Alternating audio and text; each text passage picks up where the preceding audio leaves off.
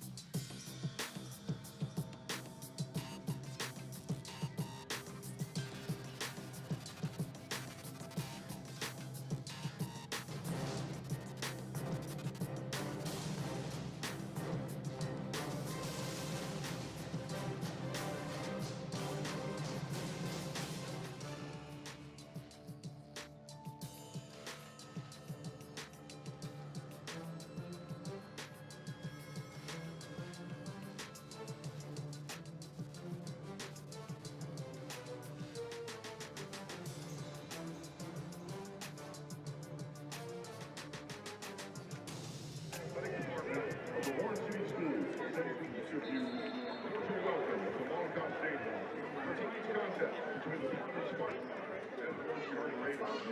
Boardman and Varsity High School are both members of the High School Athletic Association and abide by high standards of conduct, comprehension, and relations between the schools. Athletes in this game are friendly rivals, following 18 years. All in attendance tonight are reminded that this is a game between youngsters and that sporting behavior is expected. Official assigned to one you have selected and assigned according to procedures adopted by the Alma High School Association. The officials of tonight's game are umpire Chris Caparina, linesman Joe Boardman, line judge Gene Skelly, and back judge Seth Morgan.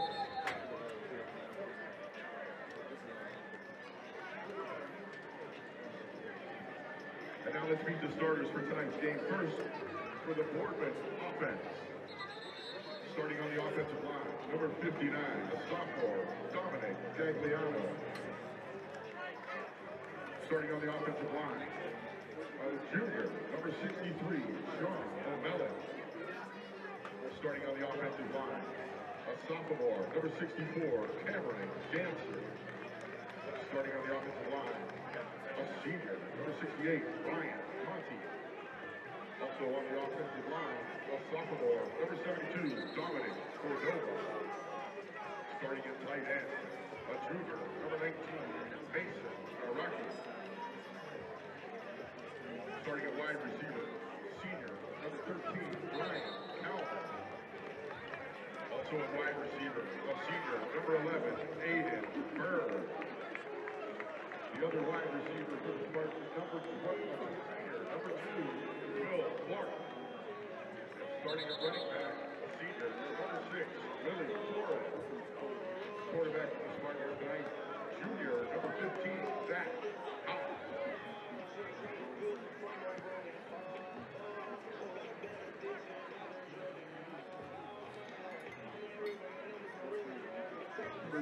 Starting at defensive end, number 7, Deshaun Wynn. Starting at nose tackle, number 56, Anthony Simpson. Starting at defensive end, number 50, Devontae Ellis. Starting at outside linebacker, 28, BJ Coleman. Starting at one inside linebacker, number 3, Brian Powell. Starting at the other inside linebacker, number 22, Ryan Powell. And the other outside linebacker tonight for the Raiders, number 5, Javante Jones. Starting at safety, number 20, Raylan Adams. Starting at the other safety, number 14, Najee Jones. Starting at one corner, number 9, Aris Coleman Bay. And the other corner tonight for the Raiders, number 8, Kamari Adams.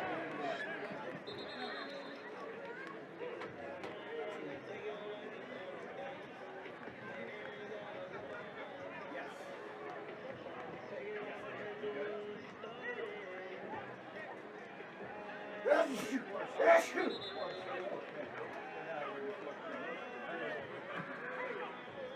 the Ward Harding coaches, please turn off field music. Please turn off field music.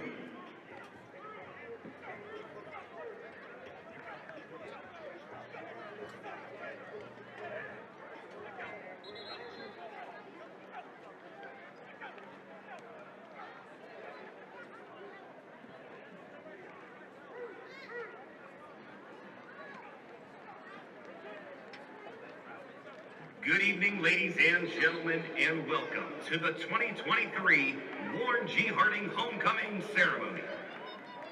And now, let's meet our 2023 Homecoming Courts. Starting with the freshman court, Jocelyn Hill, escorted by her mother, Angela Davenport. And now, our sophomore courts. Serenity Head, escorted by her uncle, Jonathan Barnes.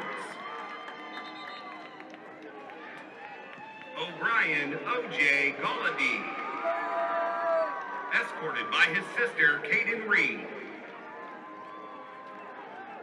And now, our junior courts. Sheree Dorsey, escorted by her mother, Kamiko Dorsey. Jacob Borsick, escorted by his mother, Kristen Borsick. Let's hear it for our freshman, sophomore, and junior homecoming representatives. It's now time for the 2023 homecoming senior courts. Dynasty Brown, escorted by her mother, Vashi McCullough, is a member of the Lady Raider basketball team, track team, and a member of the Raider marching band. She plans on attending Kent State University to major in nursing and become a pediatrician. Imani Ellison Lyons, escorted by her mother, Felicia Ellison, is a 4-year Ward G. Harding cheerleader, plans on attending college to major in nursing to become a neonatal nurse. Jilly Hernandez Rivera, escorted by her mother, Yarlise DePaz, is a member of the Ward G. Harding Marching Band and WSCN. Plans on attending college to major in criminal justice, become a detective. And now, our senior homecoming king candidates. Braylon Dyson, escorted by his mother, Shanta Andrews, is a Ward G. Harding varsity football player. Plans to attend college to major in exercise science and play college football. Nathan James, escorted by his mother, Molly James, is a member of the National Honor Society, Interact Club, WSCN, a member of the boys soccer, track, and cross-country teams. Plans on attending a college to study physical therapy and run collegiate track and cross-country. Ethan Murphy, escorted by his mother, Ashley Murphy, is a member of the Ward G. Harding Raider Marching Band and on the Harding boys soccer and bowling teams. Plans to attend adult TCPC, studying in the welding program. Ladies and gentlemen, let's hear it for your 2023 Ward G. Harding Homecoming representatives.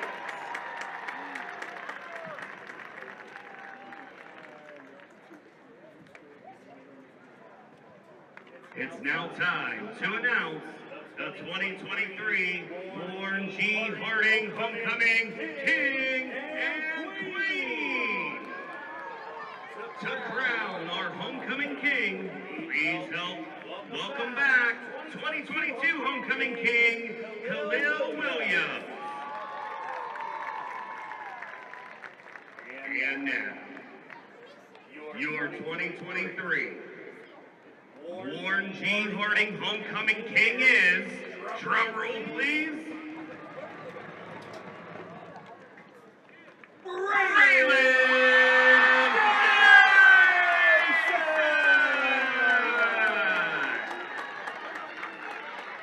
let's hear it, Mollenkopf.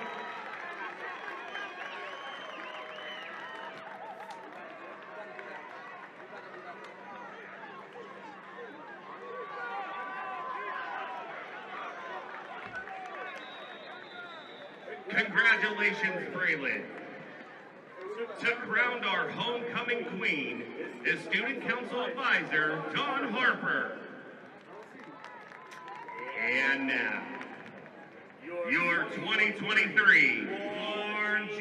Harding homecoming queen is, drum roll please,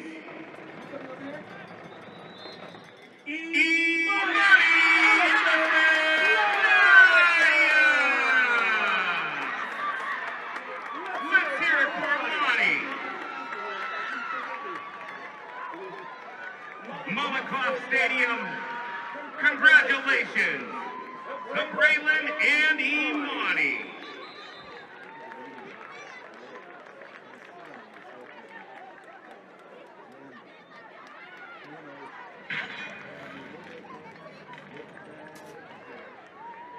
And now, let's meet your Warren G. Harding Raider Fall Sports Senior Class of 2024. Girls Soccer.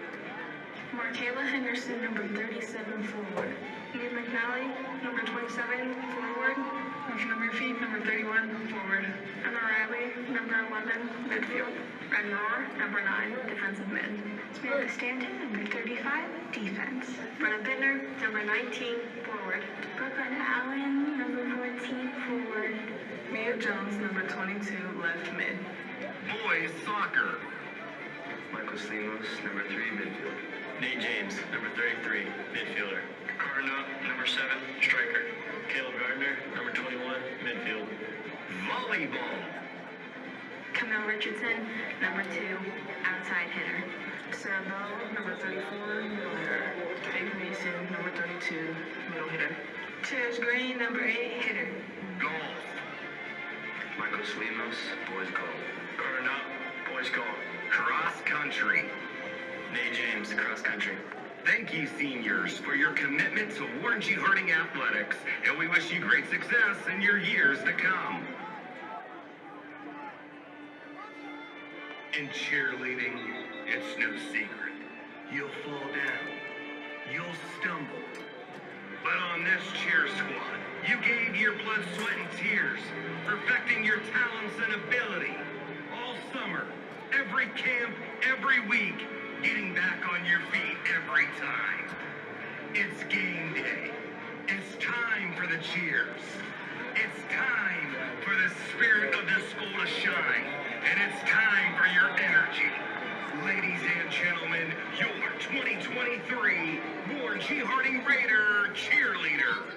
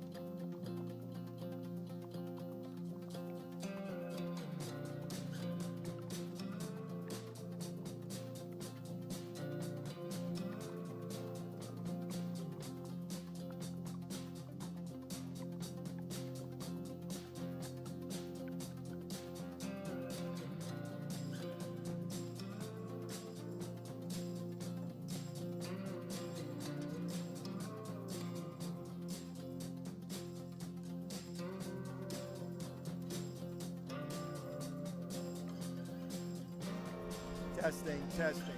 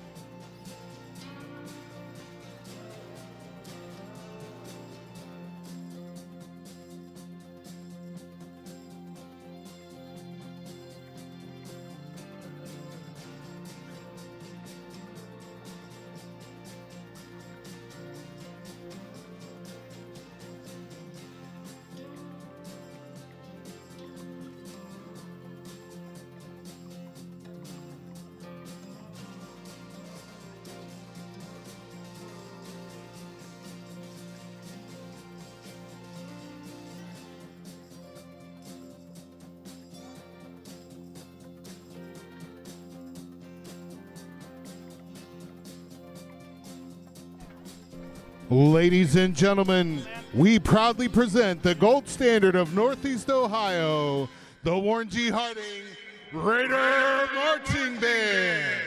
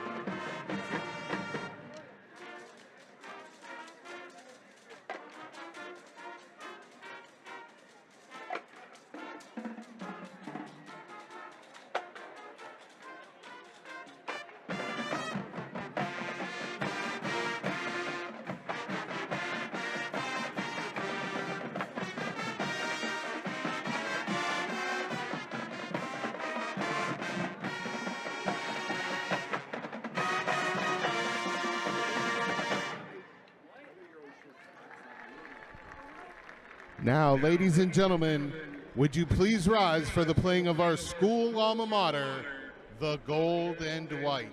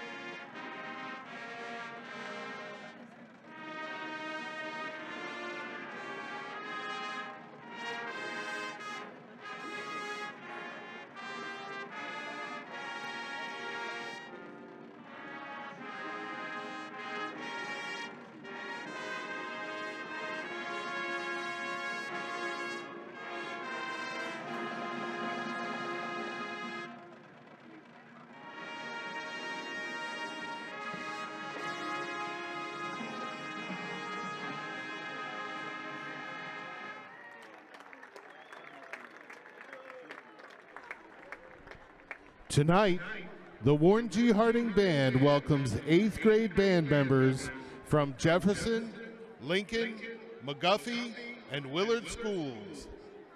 These students have been working hard to participate alongside the high school band members throughout tonight's game.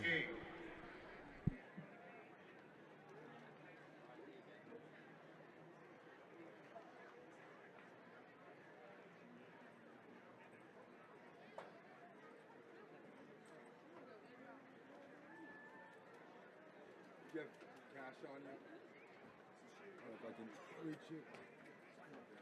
Thank you.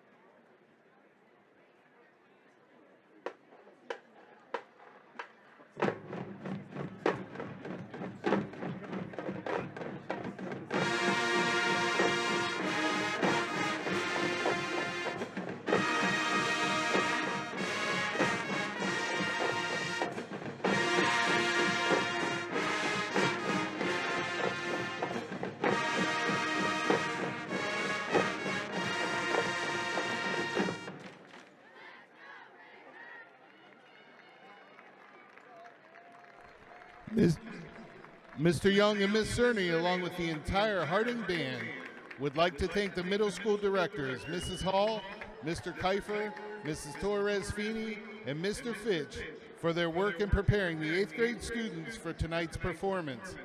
Thank you, and we look forward to seeing you as a part of the high school marching band next year.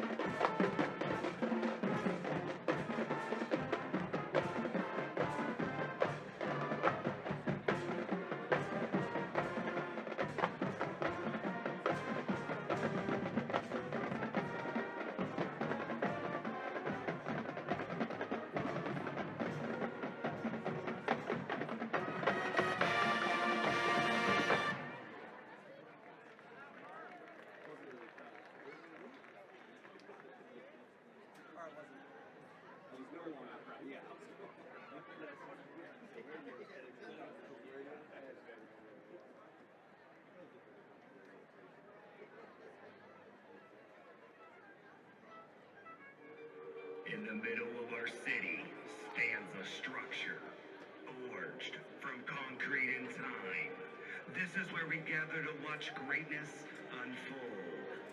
Ready or not, here I come. This is Mollenkopf Stadium. The home to 36 NFL players. The Las Vegas Raiders select Lynn Bowden. The stomping ground of 17 playoff appearances. The start of one man becoming immortalized. Home to 7 state championships.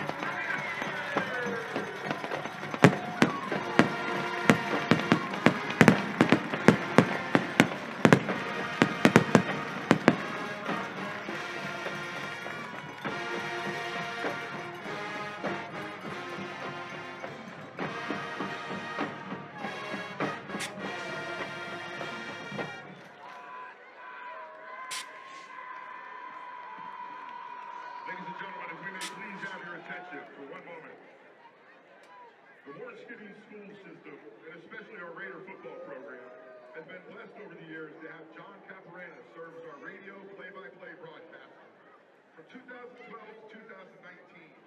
And then since 2020, Cappy has acted as a consultant on all of our radio casts, both home and away. Cappy passed away this past Thursday morning, leaving us with a void that will fill for years. A proud 1963 Warren G. Harding graduate who was inducted into our distinguished Hall of Fame, Alumni Hall of Fame in 2004. His voice was heard near and far, and he unapologetically made sure that all local players and teams were highlighted while he was on the air.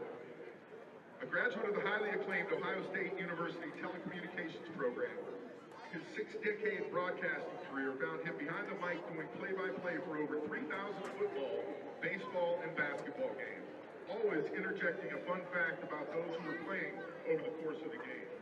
Cappy was the sports director of the Mahoning Valley's first 24-hour sports talk station, Sports Radio 1240 The Fan, with listeners tuning their dials faithfully over 2 decades to WBBWAM from 4 to 6 p.m. weekdays to listen or call in to the popular program, Tip of the Cap. You will remember in the late 70s and early 80s, he became the voice of Cable 9 in Trumbull County, covering Warren Harding, Warren Western Reserve, and Niles McKinley football games. Cappy's dedication and passion for the teams that he covered was apparent on both the radio and the big screen. The former voice of both YSU football and basketball, he also served as the voice of the Mahoning Valley Scrappers, his unique style painting a clear picture to those turning into his broadcast while making sure he was the eyes for those who were unable to attend the game that particular night. And Cappy loved baseball. His extensive research and knowledge of the Diamond game led to his induction into the Ohio Baseball Hall of Fame in 1991 in a class that featured former Cincinnati Reds catcher and Baseball Hall of Famer Johnny Bench. Sports wasn't his only love, the other being the military, where he served in Vietnam and Desert Storm. A 32-year veteran of the U.S. Army, both active and in the reserves, Cappy retired with the rank of Lieutenant Colonel. A Civil War buff, Cappy was a member of the Mahoning Valley Civil War Roundtable. There's not enough time to express all of Cappy's accomplishments or our love for the man. Tonight, we would like to say thank you to Cappy's family for sharing him with us all of those years with our Warren Harding family.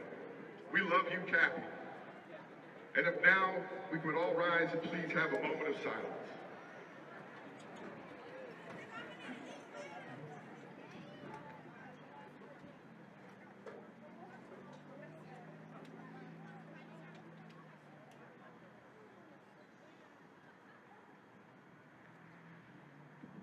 Thank you.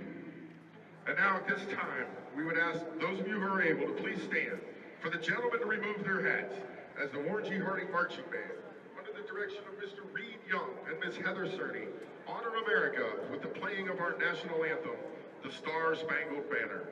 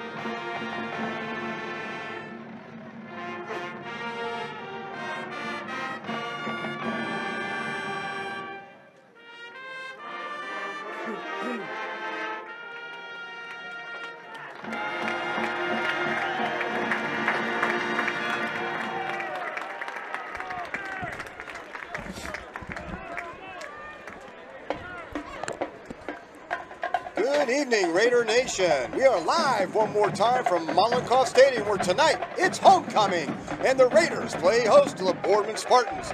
Raiders coming in at 2-4, fresh off of last week's win against Youngstown Cheney, and the Spartans are in at 1-5. They are on a 2-game losing streak right now and looking to right the ship. Tom Bird on hand once again, along with Eddie Colbert. And Eddie, with this expanded playoffs that we have, even though at 1-5 and 2-4, week 6, you still got 2 teams looking for a spot in the postseason. No, absolutely, Tom. As you said, since they expanded the playoffs to 18 teams, gives a lot more hope down the stretch here. Harding coming off of a much-needed win last week against Youngstown Cheney, looking very dominant on both sides of the ball, with specifically that defense coming up, only giving 7 points in the first quarter. Another opportunity for the Raiders to come here in the friendly confines of Mollenkopf Stadium, continue on that right track. We know we've got 3 tough games to end the season. I believe Maslin, Mooney, and Fitch at the end of the year. Any combination of 2 wins there could possibly see our Raiders make themselves into the playoffs. So first step starts tonight. Got themselves on the right track last week. Another opportunity to move in the right direction tonight. Raiders are set to receive the opening kickoff. They'll be moving from south to north or right to left across your screen. Harris Coleman Bay and Israel Reynolds, they are the deep men for the Raiders as Boardman gets set to kick off.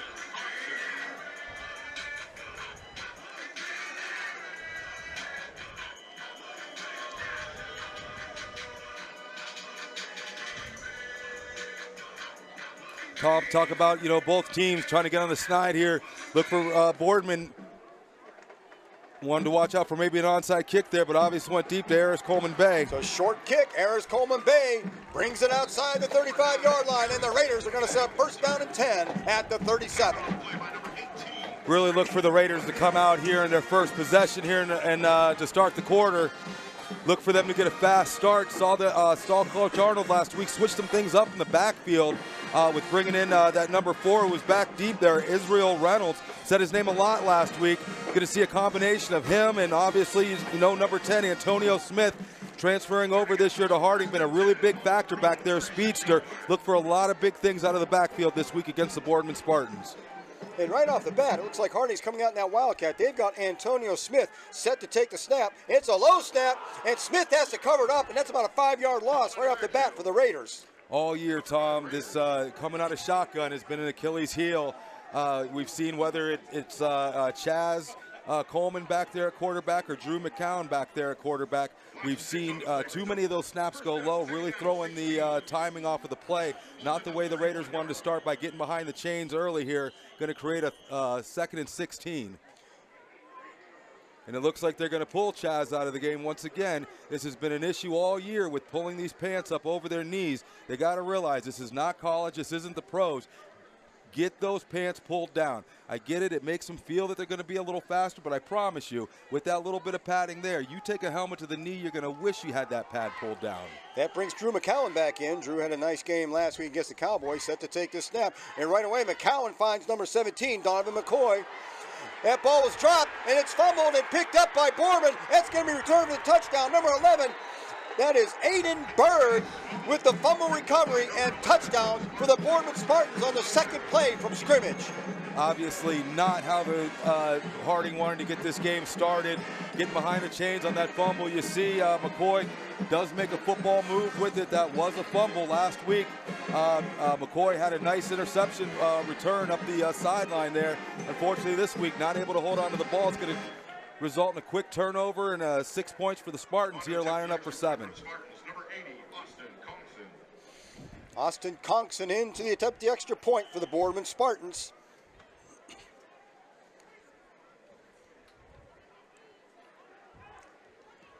Kick is up and good, and just like that, it is 7-0 Boardman, and Harding will be set to return its second kickoff and hopefully try to get back in this one early.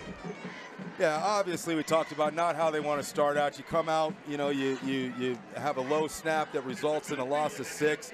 Next play, you bring in your quarterback. He gets pulled out of the game for having his pants pulled up too high above his knee, and then obviously that all culminates in a fumble here in the flats. That was a scoop and score for the Boardman Spartans. Look, it's early on. Football games, just like any sport, it's all about absorbing the other team's best punches. Obviously, Boardman's come out. They've struck first, hit hard. It's time for Harding to dig down and show that show that leadership. You know, a lot of these juniors and seniors had a lot of time when they were sophomores. This is where it's no time to panic early on. Less than 1 minute's gone by in the game. Look at it as almost like there was a kickoff return. Got to put that behind you. Come out here, do what you practiced all week. Sound fundamental football. Win the battle in the trenches. Move the ball upfield. Get in the end zone and move the game forward.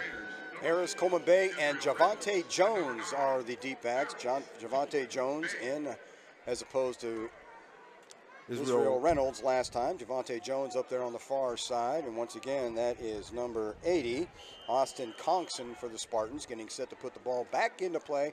11-18, and it is an early 7-0 lead for the Boardman Spartans off the fumble return. And a short kick. And it looks like somebody from the Boardman kick team beat the kicker to the ball, so we're going to do that one again from the 35-yard line. You know, Harding, this year, we've seen special teams down. I mean, even the first game of the year against a powerhouse like McKinley, really not much to say about their special teams, giving these returners excellent opportunities. Ayers Coleman Bay does have a kickoff return on the year. I believe that was against McKinley. But we talked about, you know, the three phases of football, special teams being one. When you've got that kicker that can put the ball in the end zone as an automatic touchback, can really hinder a team like Harding that's got such fast, great skill players. They're going to get opportunities tonight, and with the offsides penalties, that's going to give them more opportunity to get themselves in great field position for this offense. Israel Reynolds checks in for Harris Coleman Bay on the kickoff return, so it's Israel Reynolds and Javante Jones are back. Conkson getting set to try this again. This is a low line drive. That's Javante Jones at about the 15-yard line. Jones brings up the middle. Jones finds a hole to the 45, to the 50. Jones still on his feet. Jones to the 45. Stiff arm at the 40. Jones down the sideline. Jones is going to take this. Looks like inside the 5-yard line for the Raiders. Excellent run by Javante Jones. Coach knew what he was doing.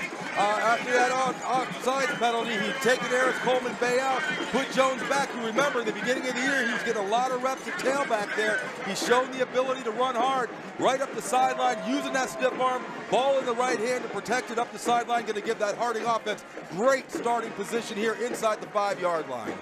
So Harding, after giving up the early touchdown on the fumble recovery and return, now find themselves first and goal at the Boardman 4-yard line. You see on the return there, great holes developed there, and the rest of it was just, that's what you call determination. That's what you want to see. You might be 2-4, but you know you have an opportunity. That's a sign of no quit there by Javante Jones.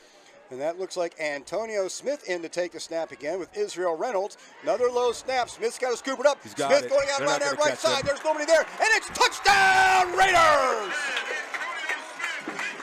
Look, athleticism, speed can make up for mistakes. Once again, another low snap. Antonio Smith able to pick it up. I think that low snap might have caused that outside linebacker and defensive end to crash down.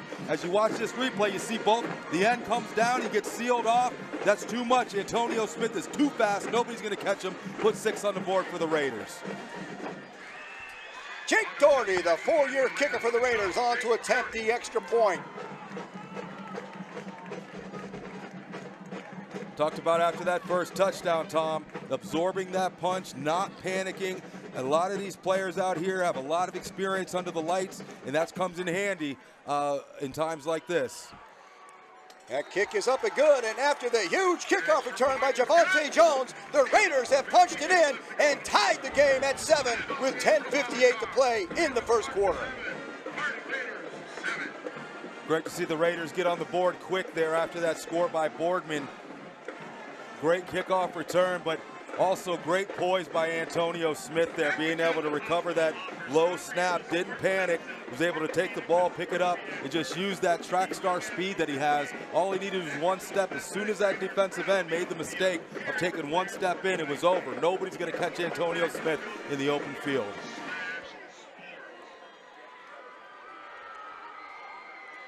Once again, it's homecoming at Mollenkopf, and the fireworks have come early and often so far. We are barely 2 minutes into this game, and two big touchdown plays, one for either side. We are sitting here tied at 7, and the Raiders ready to put it back in play with Jake Doherty getting set to kick as soon as the teams break huddle and get back out on the field.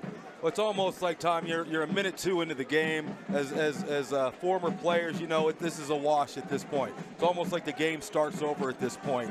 Both teams were able to capitalize on some mistakes by the opposition, but right now this is basically a wash. Minute 2 in, you're going to start over even keel here at 7-7. Back deep for the Spartans, number 11, Aiden Bird, and number 23, Marcus. That's number 11, Aiden Berg, 23, Marcus Rutledge. They are back to return this kickoff. Aiden Berg was the beneficiary of that fumble, ran it in for a touchdown for Boardman's opening score. And it's a long high kick by Jake Doherty, picked up at about the 6-yard line. That's Aiden Berg. And Aiden Berg is brought down about the 23, so good coverage there by Harding.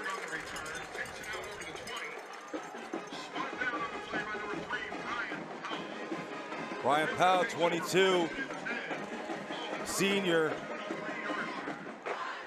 All year we've been calling his name, whether it's the offensive side of the ball or the defensive side of the ball. Looks like they're using him a little more on defense here as in that middle linebacker spot. Got Ryan listed here at 6'1", 215, able to step up and really plug some holes for that three-man front defense that you've seen Harding run all year.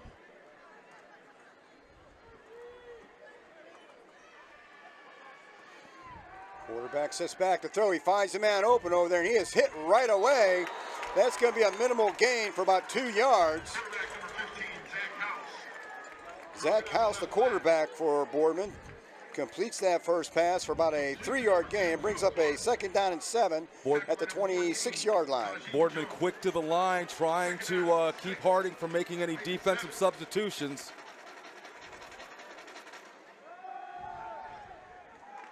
And this time the handoff goes nowhere. Picks up maybe a yard. It's going to bring up a 3rd down and 6, it looks like. Tom, I will tell you, for the first time since the first game, we see number 58, Nemo Alexander, unfortunately went out early against McKinley. I've said before, I've watched him in practice in the preseason. Really seemed like the heart and soul of this team. Really got the sidelines pumped up last week. Great to see him back on the sidelines dressed. That's going to be an offsides encroachment call against the Raiders. And that's going to give Boardman 5 yards. Brings up a 3rd down and 1 on the little false start there by the defense. You know, we saw some of that last week too, Tom.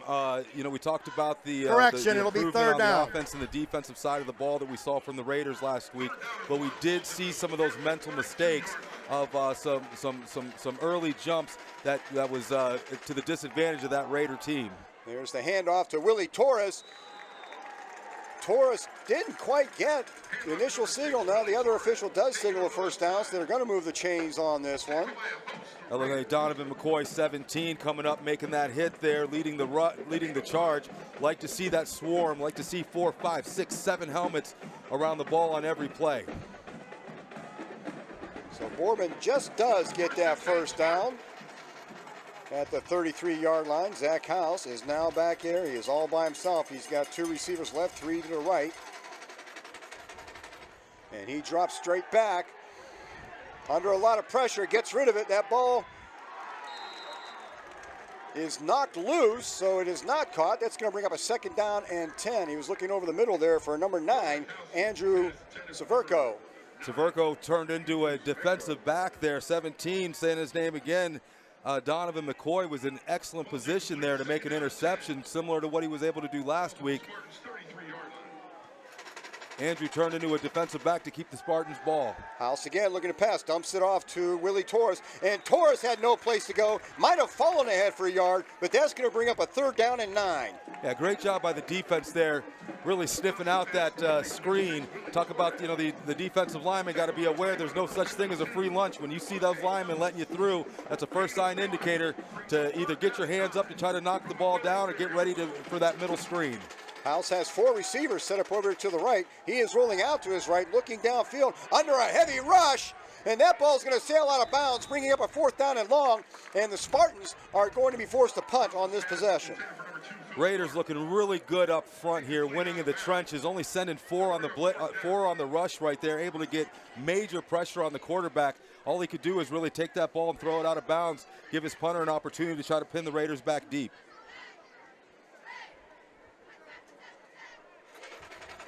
That looks like number 14, Najee Jones, is back to receive the kick for the Raiders. That ball is almost blocked, but it's a high spiraling kick that Raiders are going to stay away from. There's a flag on the play. That ball rolls inside the 25.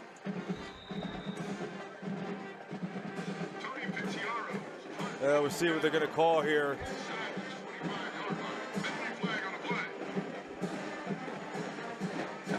At the moment, it's Raider ball at their own 22. Take a moment here and see what this penalty flag's all about.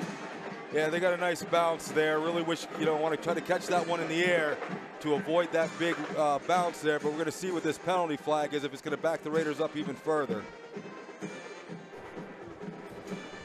During the return, illegal block in the back, number 20 of the receiving team. 10-yard penalty from the spot of the foul.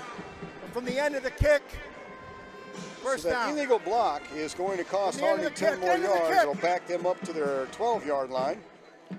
Yeah, that was Raylan Adams.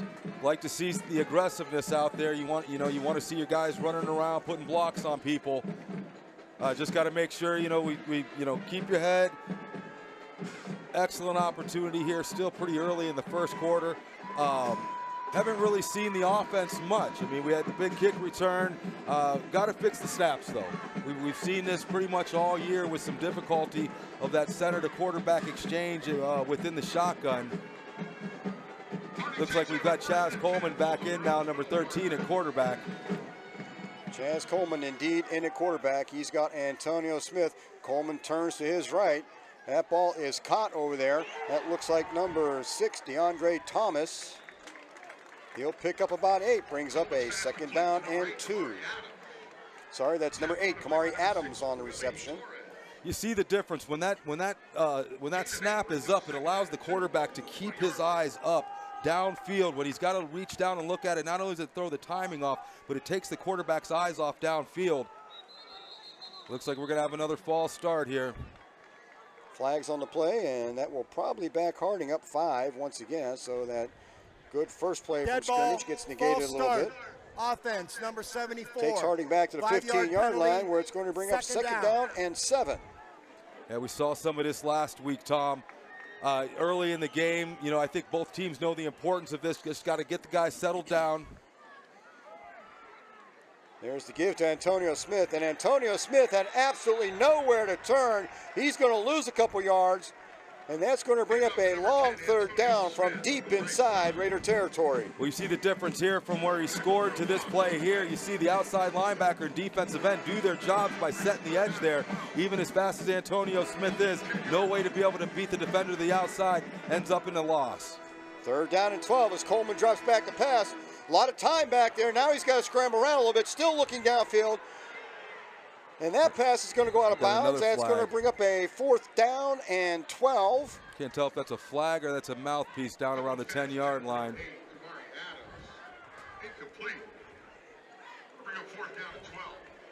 Right now it's 4th down and 12 at the 10. I don't believe that's a flag. Looks like must have been something from the uniforms there. I can't see them going for it on 4th and 12 yet. I do not see Jake out on the field. The official did pick up what looks like a flag down there, but I don't think there's any call coming with it. Holding so 4th and 12 it will be 65. At the 10-yard line. So far, Jake Doherty has not come out on the field. Here now they the come punt now. team's coming out. There was a penalty that was declined. Yeah, holding on the Raiders. They're going to decline that to bring up the 4th and 12.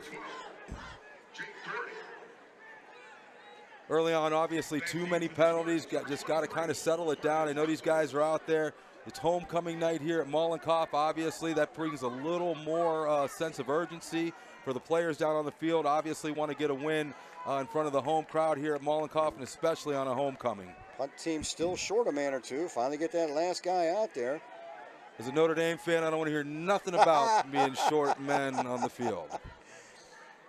Jake Doherty, an end-over-end kick. That's going to take a Raider bounce. It's going to go down to about the Boardman, makes called the 47-yard line. So Boardman's going to have a first down and 10. Good field position at their own 47. And it looks as we come out for this possession here, I do see number 58, Nehemiah Alexander. I believe this is going to be his first action that he has seen since the first possession of the first game of the year. We'll look to see what kind of boost that's going to give this Raider, not only this Raider defense, but the Raider team as a whole.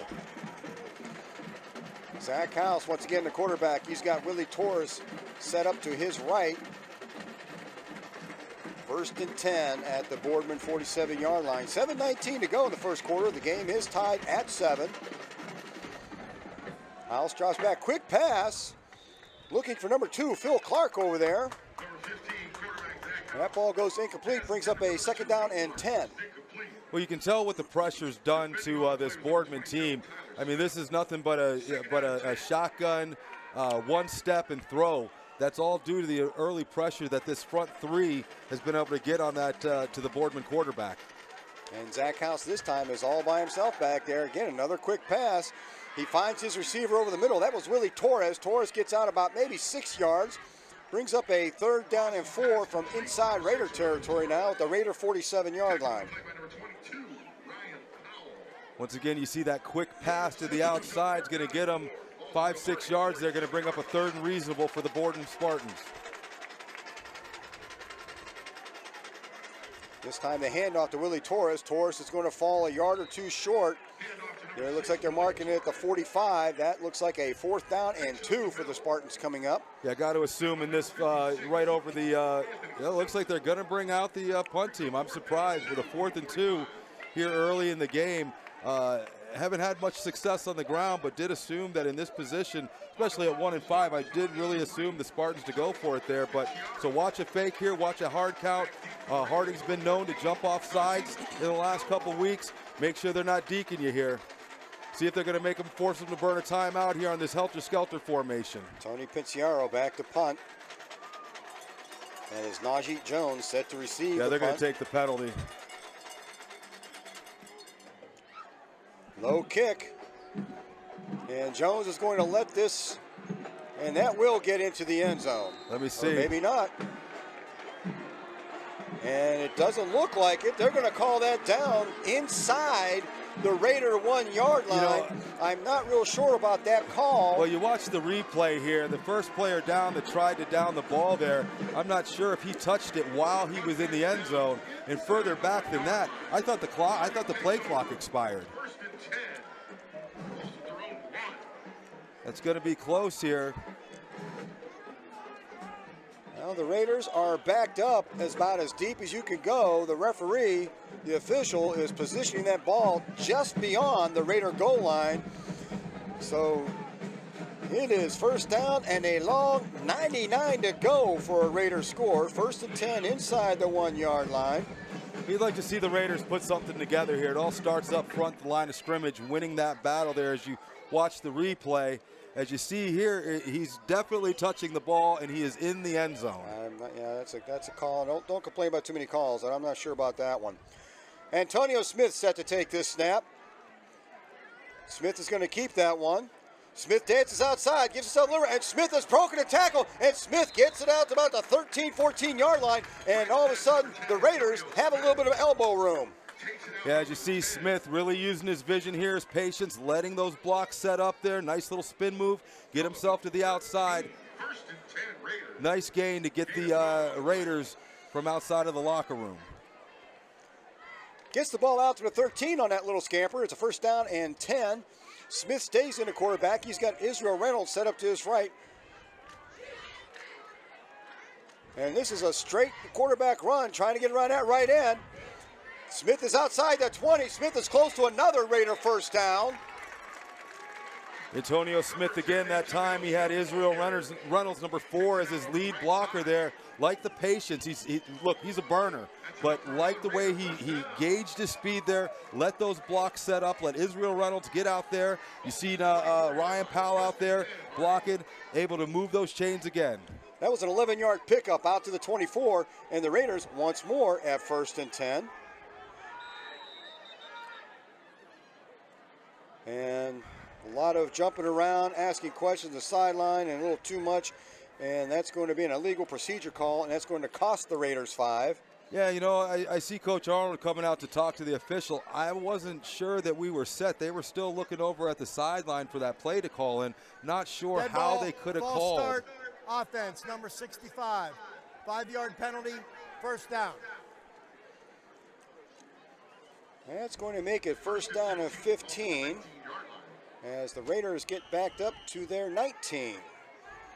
And still Antonio Smith is taking the snap.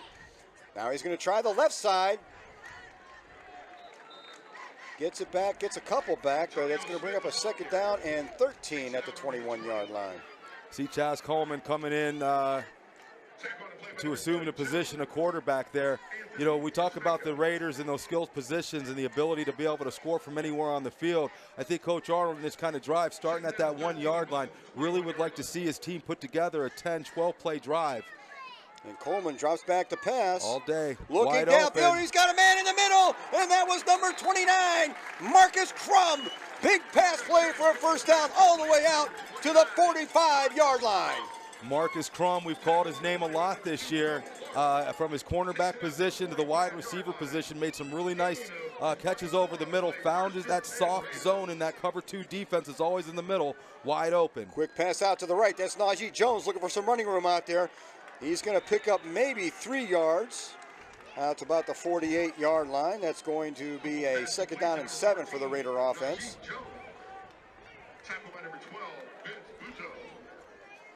Really like what we see, specifically just from being that deep into your own end zone. Not to panic, to be able to, and a couple penalties mixed in, but to see the Raider offense be able to get themselves out of that is great signs going forward. Coleman again looking to pass. He finds Donovan McCoy. McCoy is hit immediately, but it is a pickup of a few. That's going to bring up a third down and short. Looks like third down and 2 coming up. They are now on the Boardman side of the field at the Boardman 47. Well, if you look, obviously Boardman is aware of the speed that Harding has. That's why they're staying in these cover 2 defenses zone. Don't want to take the chance of a one-on-one with some of these burners. This time the handoff is to Israel Reynolds. He busts through. Israel Reynolds still on his feet. All the way down to 30. Reynolds breaks it to the outside. Down to the 20. Inside the 20. And forced out at about the Boardman 16-yard line. Great run by Israel Reynolds there, right up the middle. Found the seam, as you see here. Able to use his blockers as a former running back. Like how he switched the ball over. Always protect the rock. Most important thing you have. Raiders are driving.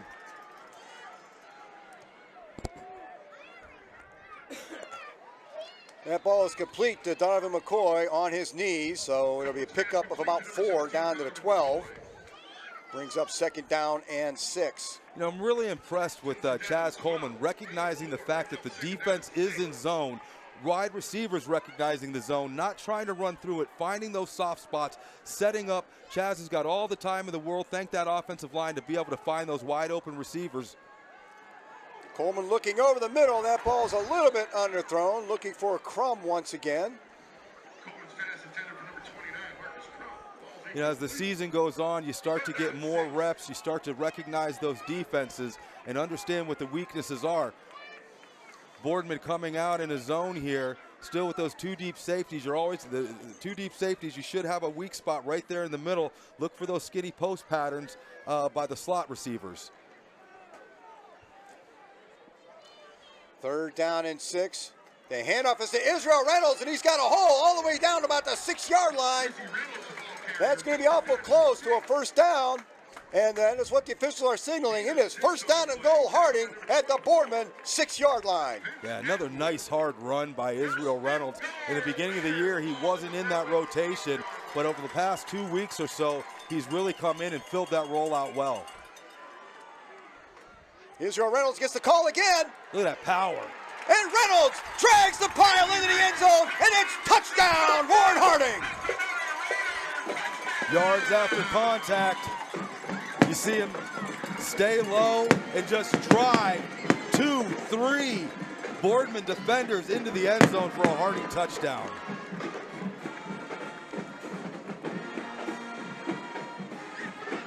Tom, that drive started inside the 1-yard line. Really weren't happy about the call, but that's what you wanted to see there. No panic, didn't take some big fluke play. Showed the offense, showed the continuity to it, a mixture of pass and run. Strong extra point by Jake Doherty, and after a 99-yard scoring drive, the Raiders find themselves on top 14-7 with 2:05 to play in the first quarter. Tom, that's probably the best drive of the season right there. No doubt, no doubt. That wasn't some long pass with a tip that ended up a touchdown. That wasn't a linebacker missing a tackle and a guy taking it the distance. I mean, that was pure domination by the offense, and it all starts up front with that offensive line. Chaz Coleman is standing back there getting bored with the amount of time that he has, and all that comes to the credit of that offensive line. But give Chaz and the wide receivers a lot of credit for recognizing the defense that Boardman's playing, finding those soft spots in the zone, setting up, getting those possession catches, moving the chains forward, staying away from the penalties that push you behind the chains, and moving that ball 99 yards with a very impressive drive for the Raiders. Yeah, we talk about statement drives. That was one right there. If you caught that drive, you caught what we like to refer to as a statement drive. Absolutely. And at the end, just imposing your will on the defense. Yards after contact. Israel Reynolds just determined, dragging 3 Boardman Spartans into the end zone. Berg and Rutledge, they are set to receive this kick. And Doherty, that is going to be picked up by Berg around the 6-7 yard line. Berg gets it out, 25, still on his feet, out to the 30, and a nice return for Aiden Berg. Gets it out to the Boardman 33-yard line, and that's where the Spartans will set up 1st and 10. There is a flag back there in the area where there might have been an illegal block. It looks like it might be illegal hands to the face, or it might be a face mask penalty. Saw one of the Spartans defenders, from the receiving team, saw his helmet go flying there. Still awaiting the call from the official before Boardman gets this series underway. During the return, illegal use of hands on number 23 of the kicking team. A 10-yard penalty will be added on to the end Raiders, of the run. number First 23, Braylon Dyson got his hands a little bit high on that one, got in close to somebody's face. That's going to move the ball ahead. What are you going to do? He's excited. He's a homecoming king. That's a 10-yard penalty. That's going to put Boardman out to the 43-yard line. They'll set up from there.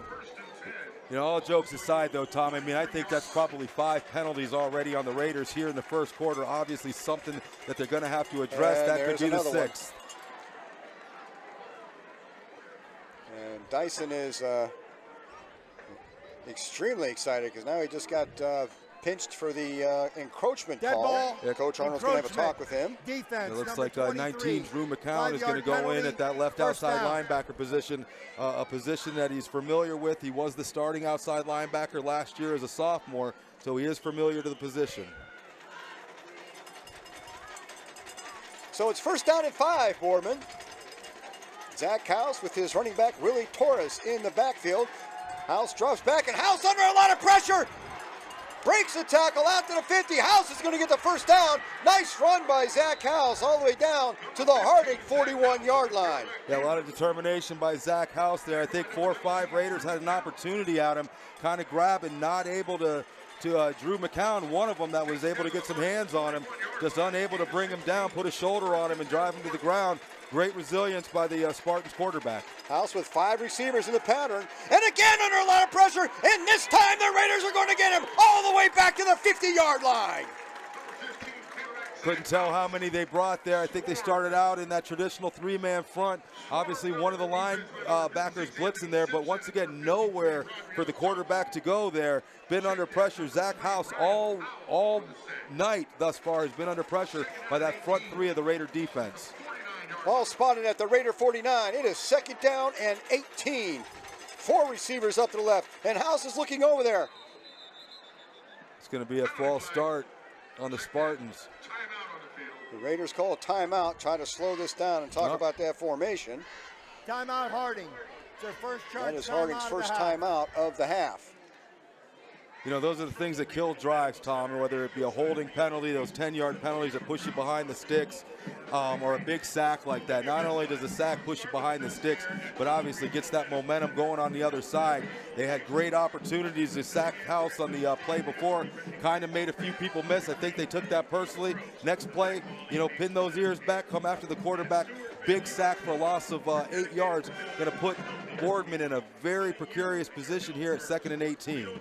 A minute 4 left in an action-packed first quarter so far. It's a 14-7 Raider lead. Boardman opens up the scoring with a fumble recovery and return for a touchdown by Aiden Berg. And then on the ensuing kickoff, Javante Jones all the way down inside the Boardman 5-yard line. Harding scores on the next play with Antonio Smith getting around that right end, tying the game. And just recently, if you were with us, Harding with a 99-yard scoring drive to go on top 14-7. And here we stand as we are winding down this first quarter. It is 2nd down and 18, Boardman Spartans. 4 receivers up on the top of your screen. Zach House, the quarterback, all by himself in that Boardman backfield right now. Look for some type of bubble screen. Actually, here to the far side. More of a Wildcat. That's Willie Torres back there. Not the, no, it is Zach House. Sorry, I thought that was number 6. But House breaks it loose. And House with a big run. There's a first down inside the Raider 30-yard line. The Red Sea parted there for House. He saw his opportunity, took it on a long 2nd and 18. You see that hot pressure coming from the high side. He was able to split the defense there. You see with an opportunity there, Donovan McCoy looks like he tried to maybe push him down. That wasn't going to work. That's going to bring the Spartans deep into Harding territory. And there's a double end around. This is Berg coming around the right end. He makes it around that right end. He gets out of bounds at about the 10-yard line. That's going to be a first down, and they are spotting it at the 10. That's going to be 1st and goal, Boardman. So 3 big plays for Boardman to get him deep inside Raider territory when it looked like the Raiders had him all bottled up with long yardage to go for first down. But now Boardman finds himself knocking at the Raiders' door. Looks like that defense is stepping up into a man coverage. And once again, nowhere to go. That handoff is to Willie Torres. He's going to lose a yard. Backs him up to the 11. Raider defense early, winning the wars at the line of scrimmage on offense and defense. Boardman Spartans running game really hasn't been much to speak of other than when the play breaks down and House is able to get a few yards with his feet. But the traditional running plays, that front 3 is really dominating the line of scrimmage here early in the first half. That's going to take us down to the end of the first quarter, and as the quarter ends, Boardman will find themselves 2nd and 12, actually 2nd and goal at the 12-yard line of Harding. Harding is going to take a 14-7 lead into the second quarter. We got a break here between the quarters, Tom. I was made aware one of our band members, Ronnie Bash, it's her 17th birthday. Her aunt Tasha reached out and said it would mean the world if we could give her a shout out for her 17th birthday. So Ronnie, happy birthday. Happy I hope birthday. It's a great one. Enjoy your weekend. Enjoy that birthday weekend. Exciting times here in Warren. We've got the homecoming weekend here tomorrow. Homecoming here at the high school. I know my son is sophomore. They're into it. I think they're calling this the sneaker ball. The sneaker ball, yes. Sneaker ball. I don't want to talk to you about how much those sneakers cost today. But you think back to our days, tradition of homecoming and what it means as a former player. you know, to come out to your home field and in front of your fans and try to put on a nice showing for homecoming weekend. You've got your cross-county rivals over here with the Boardman Spartans coming in. Both teams with a lot to prove tonight, a lot of opportunity. Harding gets this win. I think they're right back in the driver's seat to make that 18-team playoff. Obviously, Boardman wants to do the same thing and get that win against Harding to put themselves back in the conversation. Zach House all by himself. His second goal at the 12. House by himself in that empty backfield. 3 receivers to his left. He's got 2 to his right. The formation is spread almost all the way across the field. House is going to tuck it, and he's got no place to go. He's going to be dropped all the way back, close to the 20-yard line. You know, all night, the front three have just been winning the battle all night long. But we talked about when they went to this 3-man front, with those linebackers, very difficult for a quarterback at this level to try to determine where that 4th and possibly 5th blitzer is coming from, that second level of linebacker. Raiders doing an excellent job thus far. 3rd and goal to 17. And that's going to be called on the Harding defender. Looks like he pushed the Boardman receiver out of bounds as the ball was on its way.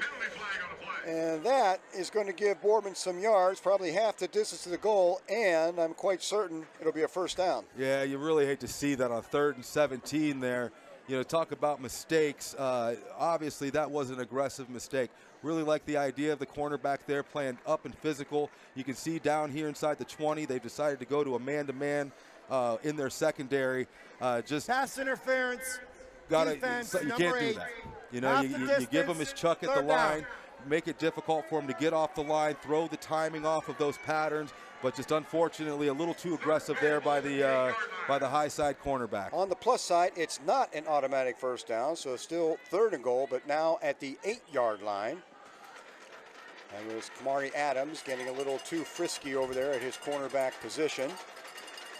I look to see something quick, watch some slants, watch some drags here. Looks like they're going to still stay in that man-to-man defense. Look for the Raiders to bring a blitz. House drops straight back, gets it over the middle, and that ball is tipped and knocked incomplete. That brings up a 4th down and goal from the 8-yard line. That was 27, sophomore Tyler Smith. Got his first start last week against Cheney. Called his name a couple times. That time they did not go with the blitz. Kept the secondary back, made it very difficult for the quarterback to be able to find a lane there. Tyler Smith able to get his hands up to knock that pass down because number 9, that was Andrew Severco, had a couple steps on his corner. Great play by Tyler Smith to present. And that kick is blocked. The field goal is blocked. They tried a 25-yarder from the 15-yard line, and it is blocked. And Harding is going to take over. They have denied Boardman on this drive. Really can't ask for much more from this defense. Boardman able to drive the ball down. Wasn't able to get the first down on that penalty there. Gave that defense life for another play. Tyler Smith coming up with a big tip there. And as you see, let's see who got their hands on that. I think that might have been Devontae Ellis. Looked like I saw number 52 back there. When that camera pans back, you'll see that. And I think that was number 52, Devontae Ellis. 52, Devontae Ellis. Senior coming through big for the Raiders defense here in the early in the second quarter. And we've got confirmation on that from our spotters. That was number 52, Devontae Ellis with the big block. And that gives the Raiders first down and 10 at their own 15 as Chaz Coleman remains in their quarterback. Chaz Coleman finds himself in an empty backfield. Screen pass out there. Looks like Antonio Smith. Smith trying to turn a corner, and he's going to lose a yard, maybe 2. Yeah, all year you can see the name of the game is to try to get some of these speedsters, get them the ball in open space and let them just let the athletic ability take over. That time, Boardman kept their guys outside, weren't fooled by it, able to take Antonio Smith down for a loss of 1. 2nd down and 11. Coleman fires out to the right and looking for. Is that LaMarcus? I think it's number 29. That was Crum, yeah. Crum again, and he is met as soon as the ball gets there. Ball knocked loose. 3rd down and 11. Harding. Harding's went back and forth this year with Chaz Coleman back at quarterback, as well as Drew McCown. Chaz a little more flight of foot, so he's got that third option. We'll see what he does here on 3rd and 11. This time over the middle, finds a man just a little bit behind, looking for Crum once again. That ball just a little bit behind him, and the Raiders are going to be forced to punt once again from deep inside their own territory. See, Chaz drops back here, lots of time given by the offensive line, just threw that ball a little bit behind Marcus Crum there, coming over the middle on a drag pattern. Marcus Rutledge back to receive the punt. He's standing on the 50-yard line for Boardman. Jake Doherty once again in to do the kicking.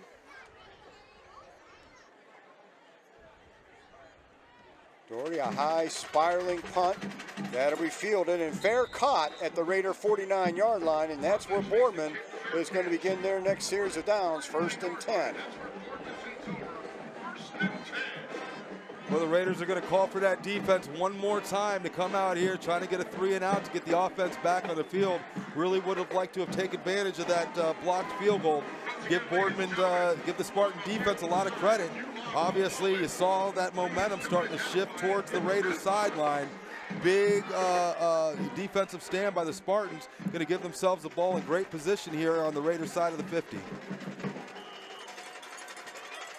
House and Torres in that Boardman backfield. 2 receivers on each side. Spartans have been pretty much forced to abandon the run game and rely on the arm of Zach House. He drops back, and they're going to drag him down this time. He's eluded that rush a couple times. This time the Raiders hung on, and that's a 5-yard loss all the way back to the 46. Brings up a 2nd down and 15 for the Spartans. Didn't take long for Nehemiah Alexander. First game back after injury. He's got a couple pressures. That time he was able to get to the quarterback for a big loss. 2nd and 15 for Boardman, their own 46-yard line. And this time the handoff is to Torres. Torres is tripped up in the backfield. And that might be another, well, I guess he'll get a couple on that. Nope, he's going to lose a couple. Back to the 44-yard line, brings up a 3rd down and 17. You know, we talked at the beginning of the year, Tom, about the size factor of the Raiders, being able to understand that they're not bigger than the teams that they play generally. So what they're trying to do is put this athletic defense out on the field, try to make these big linemen keep up with the quickness and the finesse of these athletes that Harding has. Thus far, it's been all Raiders. House again scrambling around, turns back, throws to his right. That ball is caught, but for no gain.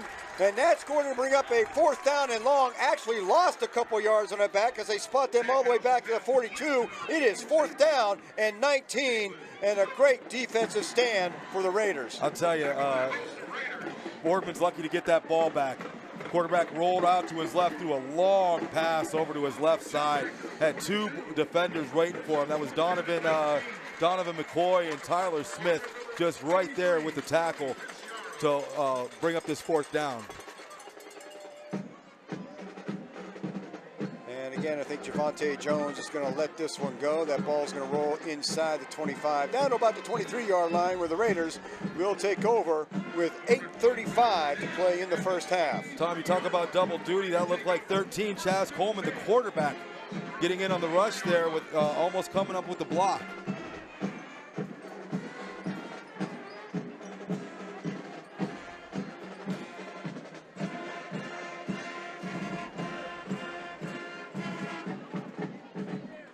Waiting for the team to come out. You know, we talk about this great broadcast, people being able to watch, you know, near and far. Bill Warfield, want to give him a shout out. Wilmington, North Carolina. Bill, I hope you're watching. Looks like we're going to get a flag. That's the handoff to Antonio Smith. Smith gets some yardage. He's going to get a 1st down. There is a flag on the play. You had a late player running in. Looked like that was 46. They were trying to get in late. Unfortunately, from the position he was trying to come in at, he came in off sides, and it was right in front of the official. That's going to back us up behind the chains. So the nice 1st down run by Antonio Smith. That looks like that's going to be called back. And that's a couple times the Raiders tonight have been a man short and trying to get that guy in there at the last second. Substitution, illegal substitution, offense, 5-yard penalty, first down. So that'll back the Raiders up. They were at the 23. That's going to take them back to the 18, and we're going to call this first down and 15. Well, we've seen a lot of changes. You see a lot of younger guys getting some time now. We're calling some names that we haven't said in the first couple games, and that's going to be a learning curve.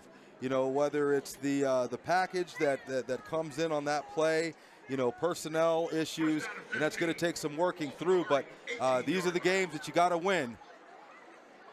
Coleman is going to keep that one, and he's got no place to go, and Harding is going to lose a couple more.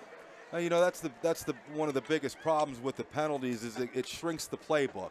You know, when you find yourself in a 1st and 15, 2nd and 17, it really shrinks that playbook down. You want to start moving that ball, get yourself into those 2nd and shorts, and really leave that defense wondering what are you going to do. You get those penalties, it really limits the offense. 2nd down, 17. Coleman again with a lot of time, directing some traffic. Lets it fly loose. He's got Najee Jones at the 40-yard line, and he's going to take this one all the way. 84-yard pass play from Chaz Coleman to Najee Jones. Tom, we talked about the offensive line and the performance they've given thus far tonight. I mean, look at the time that Chaz Coleman has back there. He's sitting back there like a traffic cop, starts directing the wide receivers. We talked about the speed that this Harding team possesses. There's no possible way, I don't care if you're Deion Sanders, you cannot cover a wide receiver for that long. You give Chaz that kind of time, he's got the arm, he's going to direct traffic, he's going to find the wide open man, and it's going to result in 7. Jake Daugherty in for the extra point. We have a flag on the play, so it looks like we may have to try that one again. Let's see what the call is. That's a procedure call against the Raiders, so we're going to back Daugherty up. You have plenty of leg, but you hate to have to try it twice when the first one was so nice. Yeah, you know, and I think, you know, obviously here, you know, midway through the second quarter, Raiders really dominating on both sides of the ball. But I know there's got to be some frustration from the coaching staff down there on some of these unforced errors. That's probably the 6th or 7th flag that we've seen on the Raiders here, and we're 7:42 left in the first half. Nice job by Drew McCowan corralling that high snap. And Daugherty splits the uprights once again from 5 yards farther out. And Harding takes a 21-7 lead on the 84-yard pass play from Chaz Coleman to Najee Jones. You know, just like we talk about, you know, when you get pushed behind the sticks because of penalties and sacks, it limits that playbook. When you go down early like this 21-7 here midway through the second quarter, that starts limiting the opportunities over here for the Boardman Spartans. The running game really wasn't doing much to start with, but you've seen the kind of pressure that they've been able to put on the quarterback number 15, Zach Haas. When his defense knows that you're in a position where you've got to get big chunks of yards fast and you're going to be dropping back, they're going to send the house. Obviously very comfortable with leaving the secondary and man-to-man coverage. Really puts the Boardman Spartans in a difficult position midway through the second half. Midway through the first half.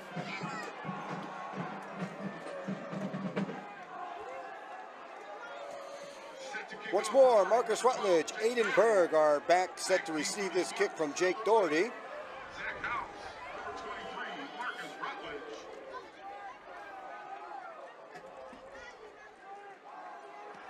Daugherty, a high kick. That's going to be deep, taken about the 6-yard line, bobbled there by Rutledge. Rutledge with a hole, but it closes quickly, but he does get outside the 25-yard line. They're going to spot him at the 26, where it's 1st and 10, Boardman. Yeah, the defense is going to come back out here, 21-7. Still want to keep your foot on the gas here. Harding did get the ball to start the game out, so Boardman will get the ball to start in the second quarter. So really want to get a good defensive stand here, get that offense back on the field, put another 7 on the board to stay comfortable going into halftime.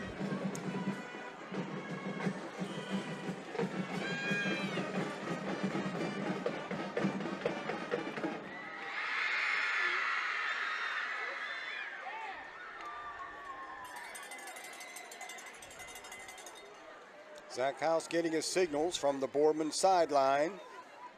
Drops straight back to pass. Lets it fly long. He's got a man open, and that ball is caught in Raider territory. Looks like number 82, Jalen Soto.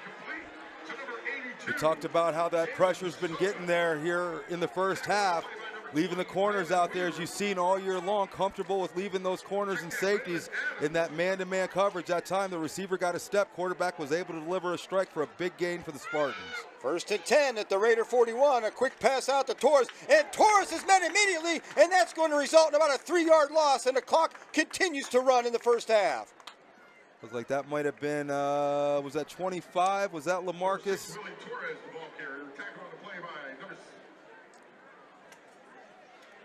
Maybe that was 20.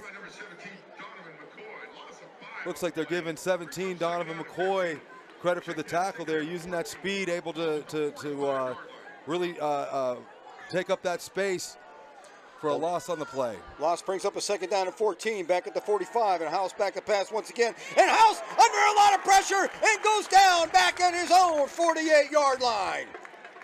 That defensive line just winning the battle up front. You know, when it's difficult to tell who got there first, because you've got 3 or 4 Raiders all over number 15 House, knowing that they've got a pass right here that puts them in a precarious position, and the defense, just like I said, pins their ears back, straight to the quarterback, putting that pressure on. Let those defensive backs do their jobs out there. 3rd down and 21 as House again. That ball's going to fall incomplete. Again, a big rush, and it's 4th and 21. See a lot of pressure. You see number 19, Drew McCown, 6'3". They've got him listed at, able to get his hands up. If you can't get to the quarterback, get your hands up, getting him those throwing lanes, make it difficult for him, and even more difficult trying to throw off your back foot from the pressure. Great defensive stand by the Raiders. Marcus Crum dropping back to receive the punt this time.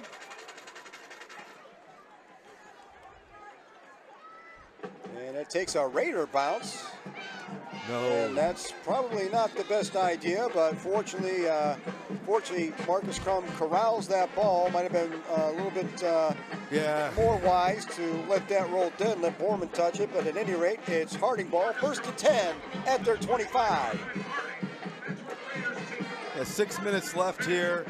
Really like what I've seen on both sides of the ball here from the Raiders. You know, we've seen that nice, sustained 99-yard drive. We've seen Chaz Coleman, with all the time in the world, drop back for an 84-yard touchdown to Najee Jones. Just able to really dominate in all 3 phases of the game, including a long kickoff return by number 5, Javonte Jones. Chaz Coleman with the handoff. That looks like, not sure if it is maybe looks like Israel Reynolds, but he had no place to go on that one. That's going to result in about a 2-yard loss. Yeah, that is the one aspect that Harding hasn't been able to really get off tonight. You know, we've seen a couple runs by Israel where he's able to get up. We've seen Antonio Smith be able to use his speed to the outside, but that's probably the best aspect of the Boardman game right now, is trying to shut down that Harding running attack. Coleman finds Najee Jones. Jones misses, makes one guy miss out to the 35, and that looks like that's going to be good enough for a Raider 1st down.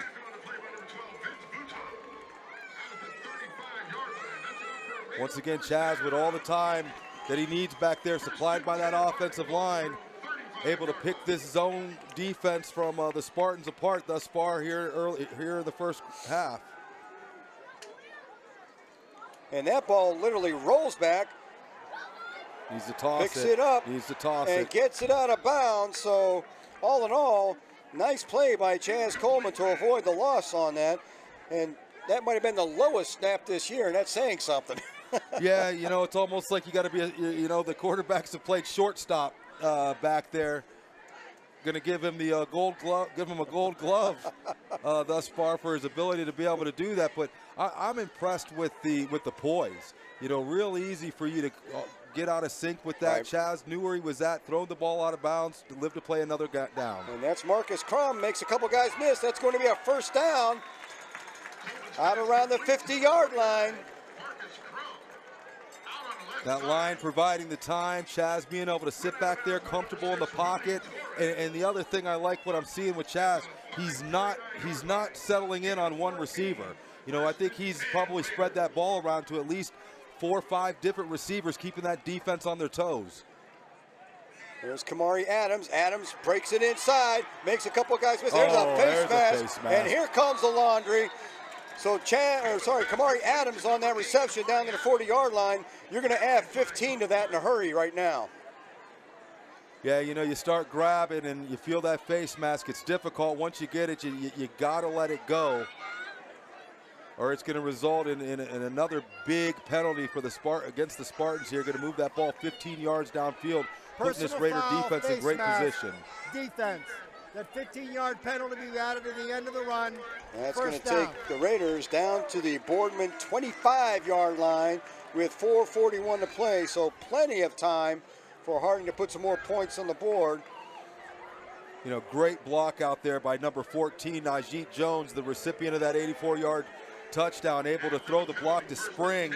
A nice gain there for Kamari Adams. And Harding snaps that while Boardman defense is trying to get settled, but the ball falls incomplete, looking for Marcus Crum out there, trying to get the jump as Boardman was trying to set that defense. Didn't quite work out. Brings up a 2nd down and 10.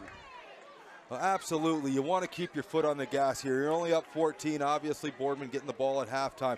But this is the type of game that this Harding team needs, not just for the win, not just for the computer points, but for that confidence down on the sideline.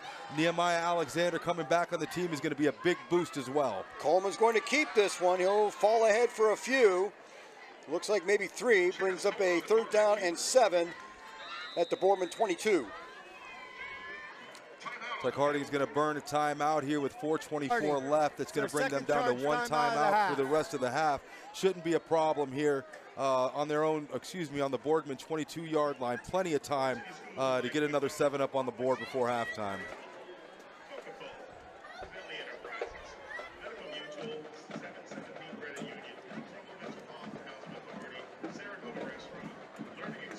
Nice brisk cooling down here. I think we're going to see some 80s. It plans to put the cover on the pool. And I'd have to hold off on another weekend. Well, you know, my pocketbook is saying let's quit paying for chemicals. So let's get that cover on the pool. But this is football weather. You know, you come out, there becomes, you know, got kids in school, they're young, they play baseball, and baseball starts extending into, you know, the summer, and all of a sudden I go outside and I tell my wife, you know, the grass smells different. And it starts to smell like football. You know, you get that smell of the grass, the popcorn in the air, and you know the greatest time of the year is coming around. There's nothing better than this out here. Nothing better than high school football, and as we say on a regular basis, no bigger honor than to be able to be up here in the booth and to be a part of this WSCN production. 3rd down and 7 coming up for the Raiders. They're at the Boardman 22-yard line. Chaz Coleman in a quarterback. There's the handoff to Israel Reynolds. Reynolds finds some running room this time. Gets it up inside the 20 to about the 17-yard line. That's going to make it 4th down and 1. And this looks to be 4-down territory for the Raiders, trying to keep possession of the ball. And again to Reynolds. Reynolds gets it through there. It's going to move the sticks. It's going to be awful close. Boardman met him at the scrimmage line, and it looks like they're going to spot him at the 15, and that will be enough. 1st down, Harding. Love to see the fight, Tom. Love to see that. Those yards after contact. Yards after contact, taking that first hit, bouncing off of it, and falling forward for that extra 2 to 3 yards.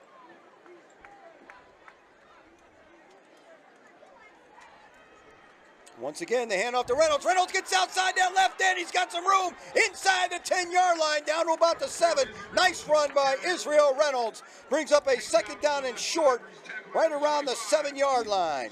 Love a running back that likes to run to contact. You see, he could have tried to take this all the way to the sideline, but he plants that left foot, gets his shoulders squared, runs north and south. And they're going to give him the shot one more time. He's going to get it inside the 5, still trying to move that. That pile is still moving ahead, and the officials finally whistle it dead.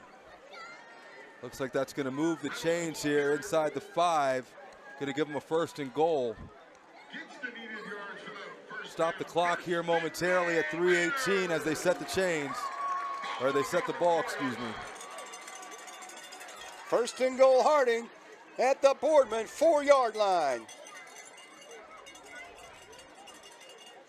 And it's Israel Reynolds one more time, and Israel Reynolds for the second time tonight pushes the pile into the end zone. Touchdown, Warren Harding. Tom, total domination up front by that line. Total domination by the offensive line. Doesn't matter if it's running the ball or it's passing the ball.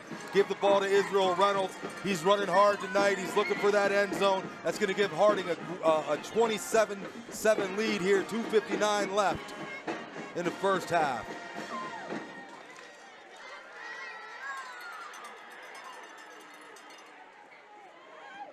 Jake Doherty splits the upright, sends that ball into the new construction of the Wellness Center, and it's 28-7. Warren Harding with 2:59 to play.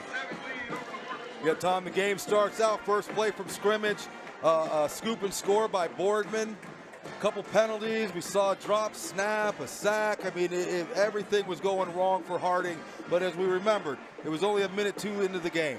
Harding has been able to keep their composure, give those 22 guys in each, 11 and 11 on each side of the ball, give them a lot of credit, give the coaching staff a lot of credit for being able to keep their heads in the game, understanding that it was early. They absorbed that big initial first punch that was delivered not only by Boardman, but some self-inflicted wounds.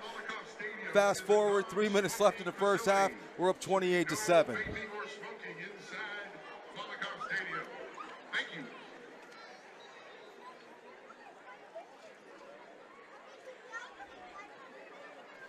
Talked about the Wellness Center. We got a great look out over, the stadium here. We can see the baseball field, softball field. You've got the track up there, but this Wellness Center is going to be a great addition, not only to Warren City schools and the students, but to the city as a whole.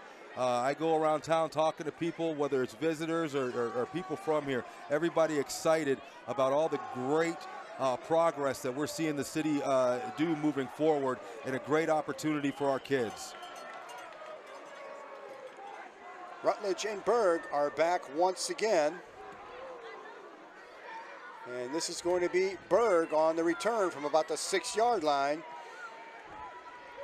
Out to about the 20, close to the 30-yard line before he steps out of bounds. As a matter of fact, they're going to spot him right there at the 30-yard line. 1st and 10 as Boardman takes over with 2:53 to play in the half. I'll be interested to see how the Raider defense plays this year. You've got 2:53 left. Boardman not really shown the ability to do much.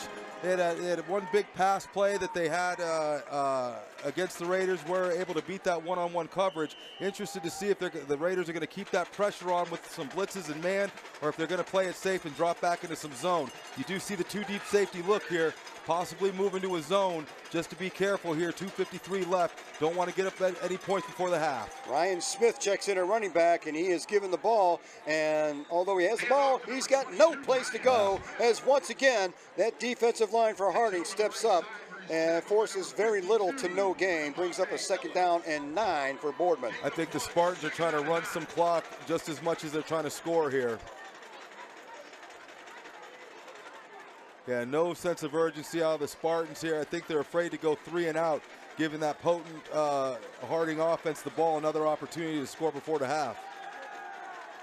And House, under pressure again, forced out of the pocket, keeps his feet, and he's going to gain some yards. House breaks another tackle, gets down about 8-9 yards, brings up a 3rd down and 2, and that has been the bulk of the Boardman offense, as House scrambling in the last few drives. Yeah, with that man-to-man defense they're playing, that's going to take a lot of the defenders out of the play downfield, opening it up for the quarterback runs. And that is Ryan Smith, 1st down and more inside Harding territory, down to the Harding 47-yard line. And there's a player down for Warren Harding back in the backfield. Looks like he's up.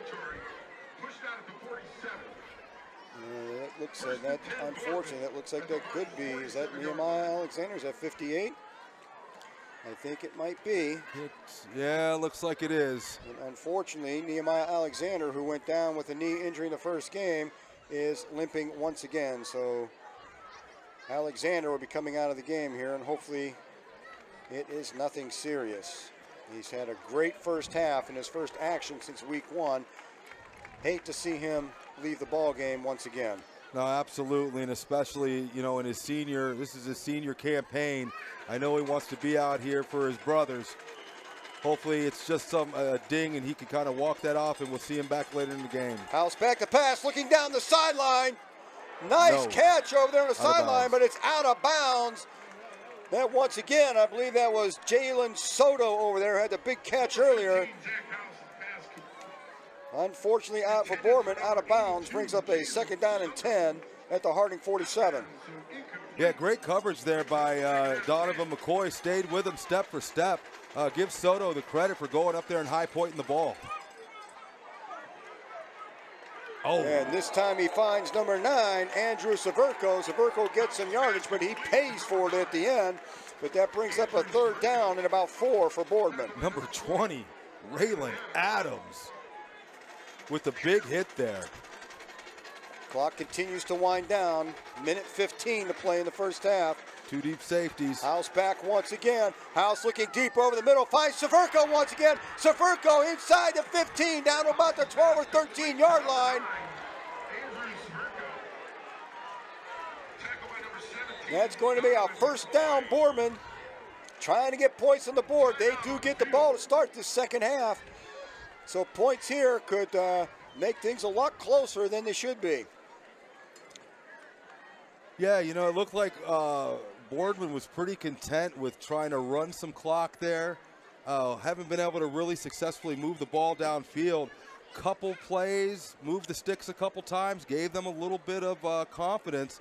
And Boardman's been able to sustain this drive here, getting deep inside the Harding territory here with about a minute left. They've got that ball down about the 13-yard line, where it's 1st down and 10. Well, it all comes down to the pressure. You know, we talked about the Harding, whether it's the offense or the defensive line, really been winning the battle in the trenches all night. The quarterback, number 15, Zach Haas, been under duress all night from that Harding front 3, sending a couple linebackers on the blitz. They've been able to get pretty good pressure with just sending 4 pretty much all night. Comfortable with leaving their corners in that man-to-man coverage. We'll see what they bring here if they dial up a blitz to try to get some pressure on the quarterback and disrupt this well-moving Boardman offense right now. House back once again under a lot of pressure. He's got to get rid of this one out of bounds. Brings up a 2nd down and 10, and more importantly for Boardman, it does stop the clock for him. Yeah, a lot of pressure coming up the middle and the right side there. Not much Zach could do there, but throw the ball out of bounds, give his offense another opportunity here on a 2nd and 10. 2nd and 10 at the Harding 13. Just over a minute to play in the first half. Boardman trying to put some points on the board, and Harding's going to help him out here with another encroachment penalty. That's going to move him up 5, bring up a 2nd down and 5, down to about the 8-yard line. Encroachment on the defense. You know, I got to assume at halftime, you know, not a lot to talk about. Not really a lot of adjustments here. Defense has been playing well. The offense has been playing well. The Achilles heel in this first half has just been too many penalties.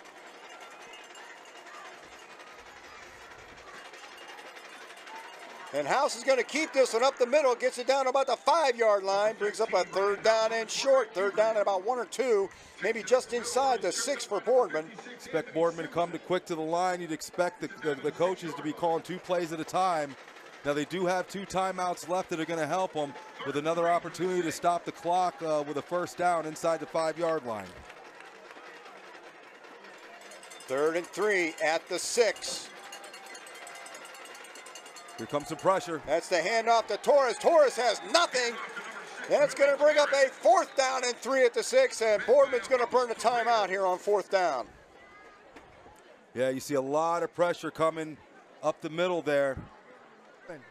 Their 2nd charge. Offensive line just overwhelmed by the rush of the defense there. As we've said all night, not a lot of running room. Going to force Boardman into a 4th and 3 here. They do have an opportunity to get a 1st down. One timeout left for each team here, but this is a big stand for Harding. Boardman attempted a field goal earlier in the game. Harding was able to block it to keep them off of to keep those 3 points off the board. Harding's defense looking to make a big stand here. I don't believe that they would have called a timeout if they planned on bringing the field goal kicker out.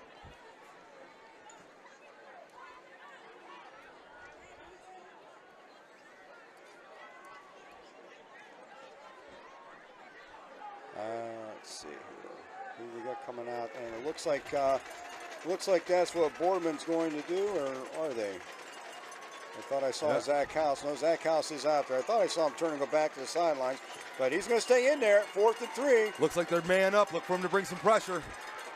Pass over the middle, and that ball is caught, and that will be good for a Boardman touchdown with 21 seconds to play. You saw the pressure coming. They played the man defense, knew it was going to be a quick pass, had to get out of his hands quick. Last time Boardman found themselves in this position, Harding went with the zone. Tip pass by 27 Tyler Smith led to that field goal attempt. This time, the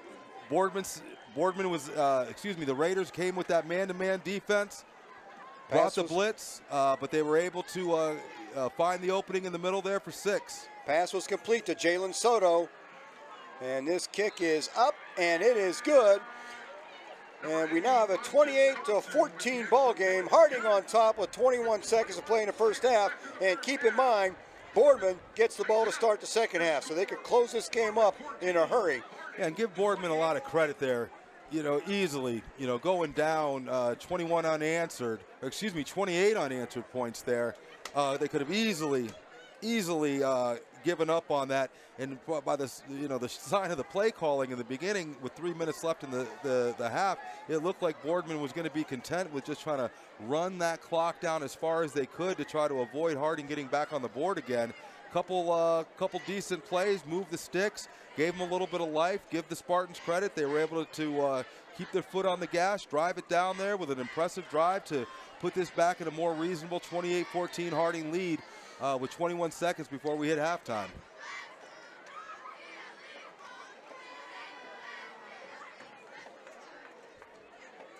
.21 seconds. Harding set to receive the kickoff. Javante Jones and Antonio Smith is going to take a turn back here. So a couple of burners. Jones broke off that long one earlier. Now you've got Antonio Smith back here. Yeah, pick your poison. So with the explosiveness we've seen tonight, 21 seconds, anything is liable to happen here. So don't go away before the half, folks. Plenty of action still to come here. And obviously got to be aware of the trick play and onside kick here. Boardman 1-5 coming in, desperately needs this win. They're going to pull out all the stops. And it's a squib kick taken by one of the upbacks, and probably the best decision, just fall on it right there. 19 seconds to play. Harding has one timeout, up 14. I don't know if they're going to try. Maybe they'll take a couple shots. Chaz has got the arm to get it down there. They've got the speed to get to the end zone. See if you can find that man-to-man, one-on-one coverage. See if you can pop the top on that defense, hit a quick one, and steal another 7 points with 19 seconds left before we go into the half. They've certainly given him the time to sit back here and look around, so we will see what happens here these final 19 seconds of the first half. Yeah, Boardman's been content playing that cover 2. Looks like they're going on a cover 3 defense here. Trying to keep everything in front of those safeties, not let anybody get behind them. This formation looks kind of like Harding simply going to put the ball down, kneel it, take this 28-14 lead into the locker room. So a big first half, a lot of big plays on both sides of the ball. Harding's going to go in homecoming night. They're going to take a 28-14 lead into the locker room. So that brings up halftime. Sit back, enjoy the Boardman Spartan band, and then the Raider marching band will be out. And Eddie and I will be back in about 20. We'll see you soon, Raider Nation.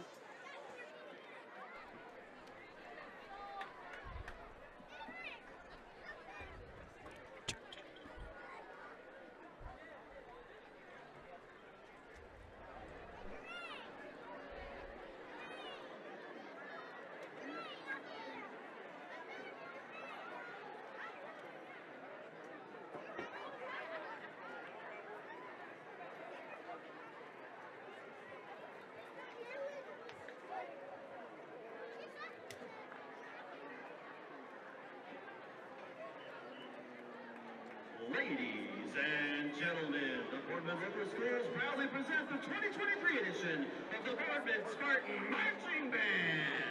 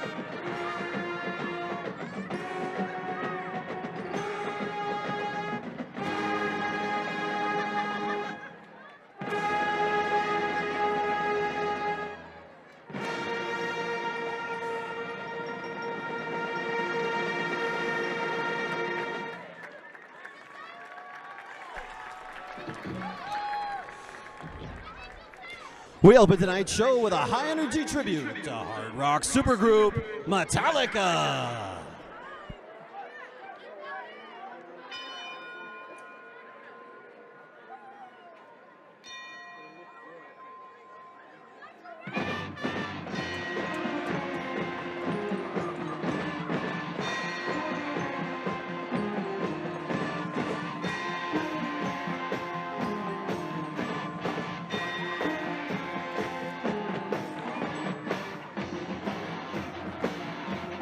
Room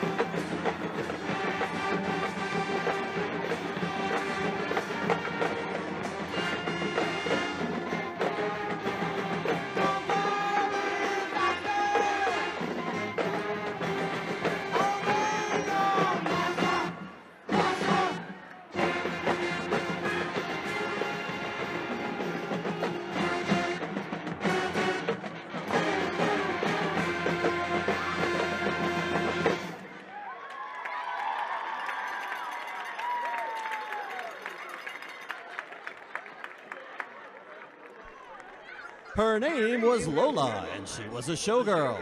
She and her band leader boyfriend Tony and a big shot named Rico now take you back to the heyday of New York nightlife in the city's most famous club, the Copacabana.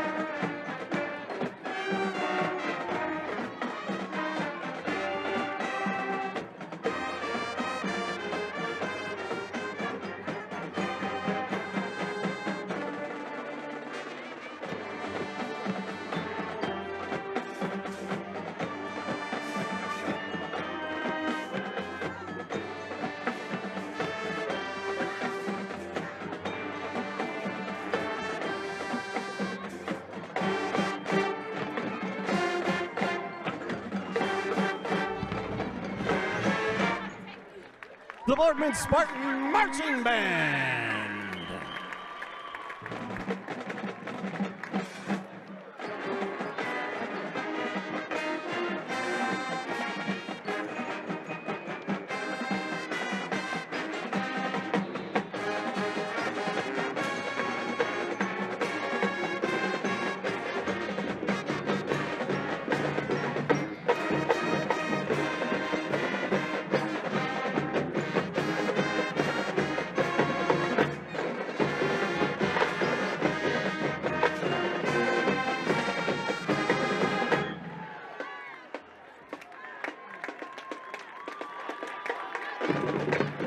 Thank you for your kind attention this evening. We'd like to thank the Harding Band Boosters for their offer of hospitality and Coney Island on South Avenue in Youngstown for their generous donation. We'd also like to wish Mr. Young and Miss Cerny and the band a great season and a great school year.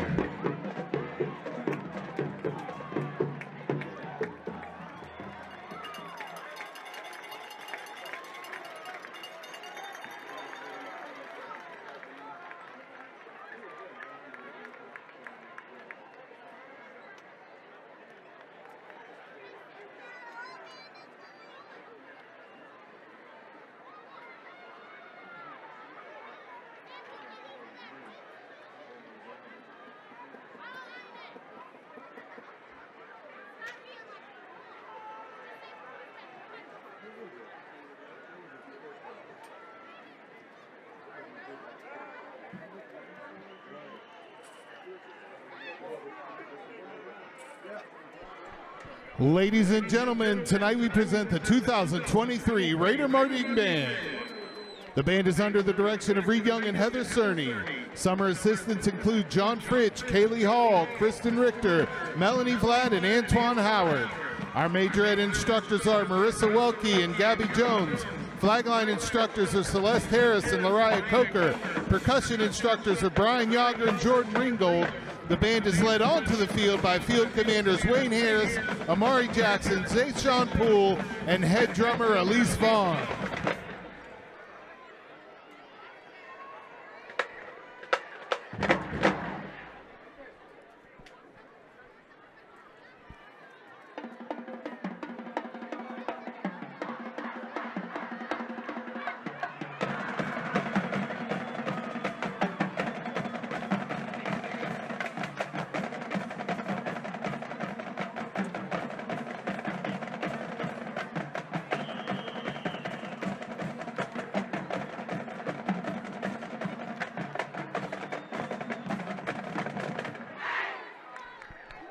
The Raider Band is proud to present our 2023 show titled Empowered, as we feature a variety of hit songs that we know you'll enjoy, with soloists Sarah Bell, Michaela Eisenberg, and Chris Ramsey.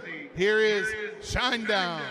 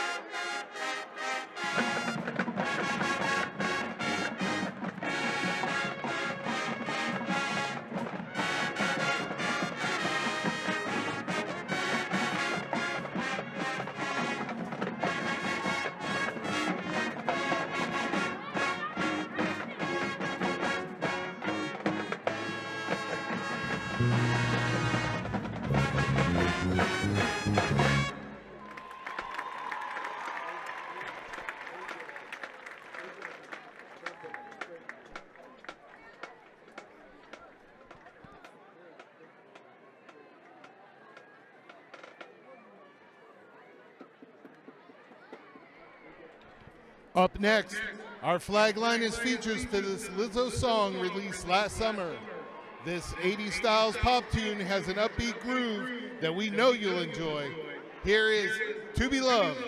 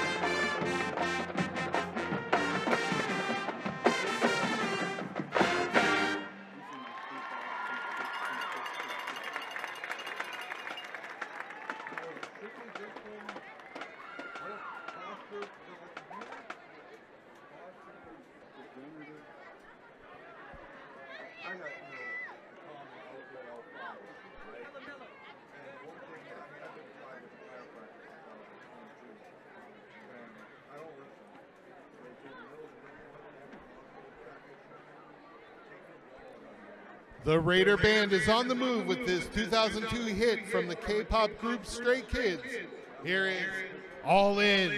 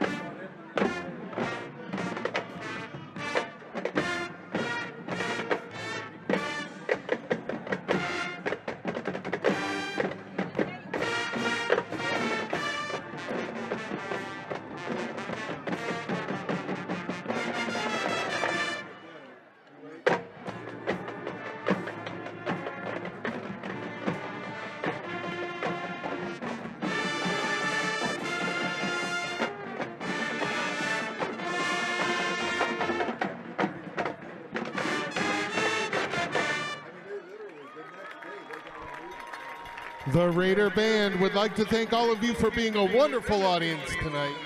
Now join us as we cheer our Raider team.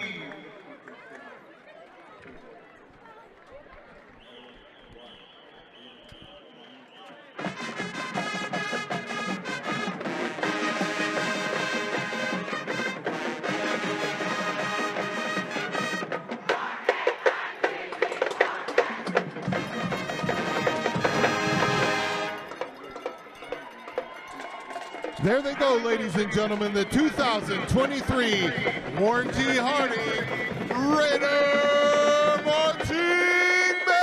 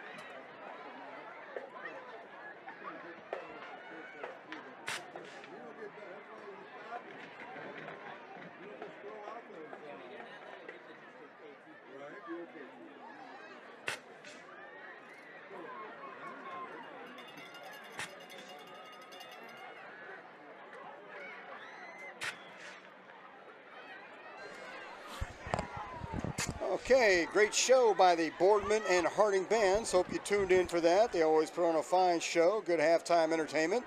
Getting set to start the second half here. Teams in their warm-ups. Got a few minutes to go before kickoff. First half had a little bit of everything. Kickoff returns, pass plays, fumble recoveries. It had it all. Harding's got a 28-14 lead. And Boardman has a chance to close it up early as they will take that opening second half kickoff and see what they can do with that to make this a closer ball game. Yeah, Tom, talk about the, at halftime, you look to see the adjustments that come out. Harding, really not a lot to talk about other than the penalties. Probably 7-8 penalties on the Raiders early. Really affected some of their play calling or their ability to open up that playbook. But overall, I mean, from the 99-yard touchdown drive that we saw, really probably the best drive that we've saw all year by the Raiders, to some just explosive plays on the kickoff return by Javonte Jones, and then the 84-yard touchdown from Chaz Coleman and Najee Jones to really blow that open there in the second half. But give the Spartan team a lot of credit. Didn't give up. 3 minutes left. Looked like they were pretty content with trying to run that clock down. A couple dink and dunk plays here. Were able to move the chains, gave them a little confidence, able to drive that ball down and get us 7 points on the board with about 19 seconds left on the clock to go into the halftime, knowing that they're going to get the ball back here to start the second half, give themselves an opportunity to really put themselves back in the game, only down 14. While we got a moment here, I'd just like to kind of joke around about my shirt. There's a reason behind my shirt tonight. Sunday's October 1st. That's the beginning of Breast Cancer Awareness Month. We're not going to be back on the air again until October 20th, so we got a few weeks. But it is something that is really hitting close to home right now. I don't know if she's listening, but if she is, my sister Lori out there, I want to tell you that I am sending you all my love, my thoughts and prayers. She's, to put it lightly, she's in the fight of her life right now against this terrible, terrible disease.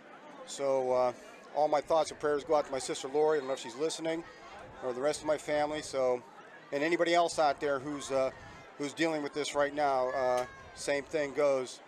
So that is coming up in October. That's why I chose to wear a little bit of pink tonight, kind of get this going early. Yeah, Tom, we definitely keep your sister Lori in our prayers. My mother, before she passed last November, had her own bout with breast cancer that, God willing, she was able to get through. A very close personal friend of mine, Annie Wren, had a bout with breast cancer as well. And so we wish Godspeed to her on getting through this. And, we pray that with all the advancements that we have in our world, that cancer is one that we're able to win the battle of. Amen.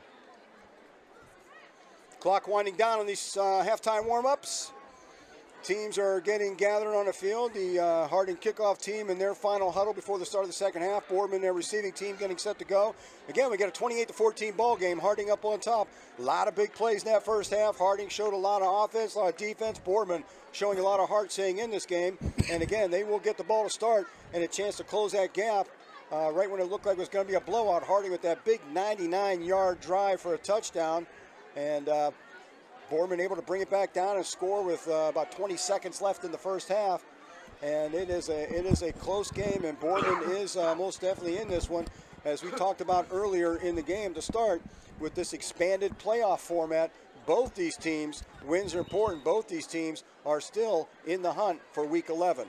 No, absolutely, Tom. You talk about 18 teams, adding 10 teams to the playoff roster. Really keeps you alive going deep into the season, even with the 1-5 record that Boardman has here. Harding coming in with the 2-6 record.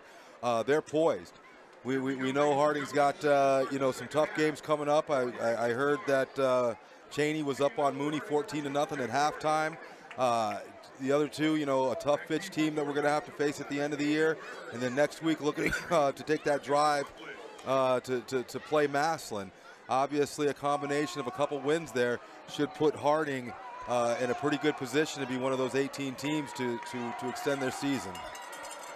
And some good news down there. We saw Nehemiah Alexander come off limping. He's still in full gear, and he's down there leading that sideline at the start of the second half. So hopefully we'll see him again. Doherty with the deep kick. That's going to be taken by Marcus Rutledge. He bobbles it, comes up with it. And nice coverage down there as he barely makes it out to the 20-yard line. And that's where Boardman's going to start this second half, 1st and 10. Yeah, great coverage by the kickoff team there. Everybody keeping their lanes, disciplined. Go down there, a little bobble by the ball on the kickoff there. A lot of times that can open up some holes on the recovery team because you get outside their lanes, but great discipline by the Harding kickoff team to get down there and keep the Boardman Spartans at their 20-yard line. Zach House, he's got 3 receivers to his right. He's got Willie Torres to his right. Now Torres is going to shift over a little bit to Zach House's left. And he's going to drop back and pass. He looks over the middle. Andrew Severko had a hand on it. Severko had a couple big catches in that first half. He can't hold on to this one. Brings up a 2nd down and 10 for Boardman, still at the 20-yard line. Serco trying to find the soft spot in the zone there. He was able to post up. Looked like he tried to turn and run before he was able to bring that ball in. Going to bring up a 2nd and 10 here for the Spartans offense.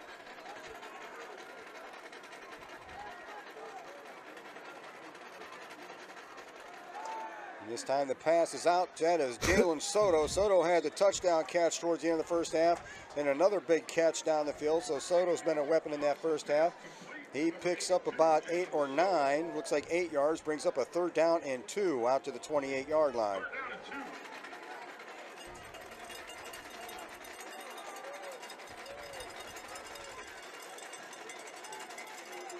Harding coming out with the 3-man front there.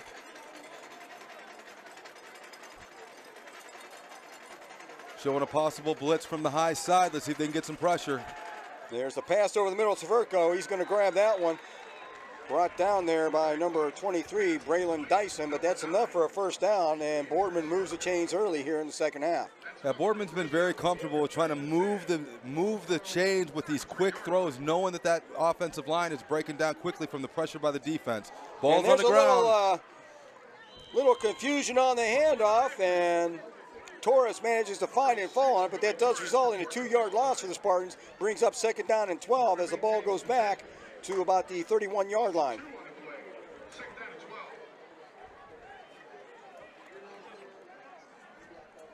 And they're going to try that again. Nothing there. And lose another couple yards. Didn't drop the ball, but met the Harding defensive line immediately. And that brings up 3rd and 14 as Boardman gets knocked back to the 29. Yeah, nowhere to go there for Torres. Looks like that was number 56. That's another sophomore, Anthony Simpson, getting great pressure through the line. Able to bring up this long 3rd and 14 for the Spartan offense. House will probably force the pass. He has found some running lanes, though, once he gets forced out of the pocket. And again forced out of the pocket. And again a missed tackle. And there comes Zach House. Another missed tackle. House gets it out. He's going to be short, but he makes it close. 4th down and 2. Gets it all the way out to the 41-yard line. Several opportunities bring House down. Several missed tackles. Yeah, it looked like we had 3 or 4 opportunities there. And looks like that's going to be Raylan Adams. Said his name a lot in the first half. Couple big hits for that Harding defense. He's going down. Can't tell. Looks like that could possibly be a cramp. Let's see what...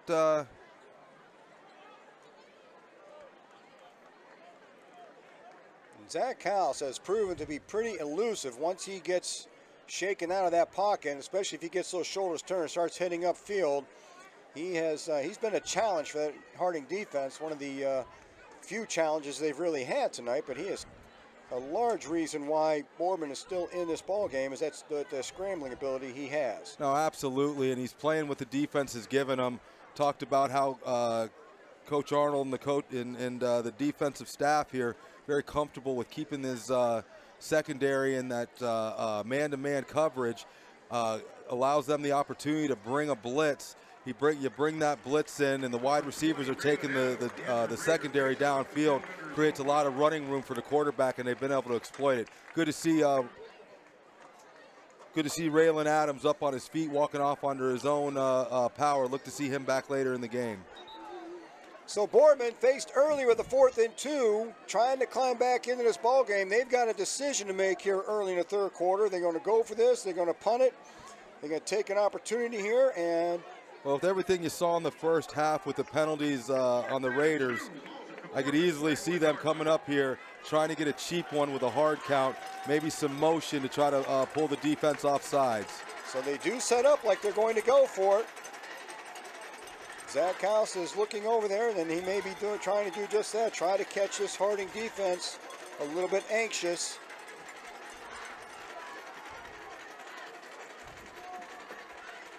And the ball is snapped.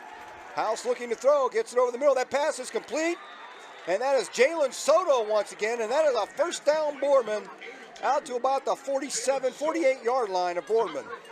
You see they're right back up to the line, trying to keep this offense moving. This time he finds Severco. Severco turns it up for a 1st down before he's forced out of bounds. Actually a yard short, make it 2nd down and 1 as he gets up to about the 43. Boardman right back up to the line, not letting Harding get any of those defensive substitutions in.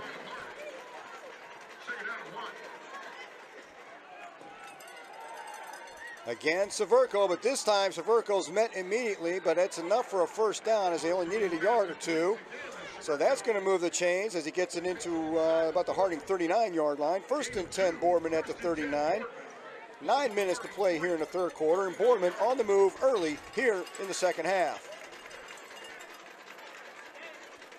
Looks like, is that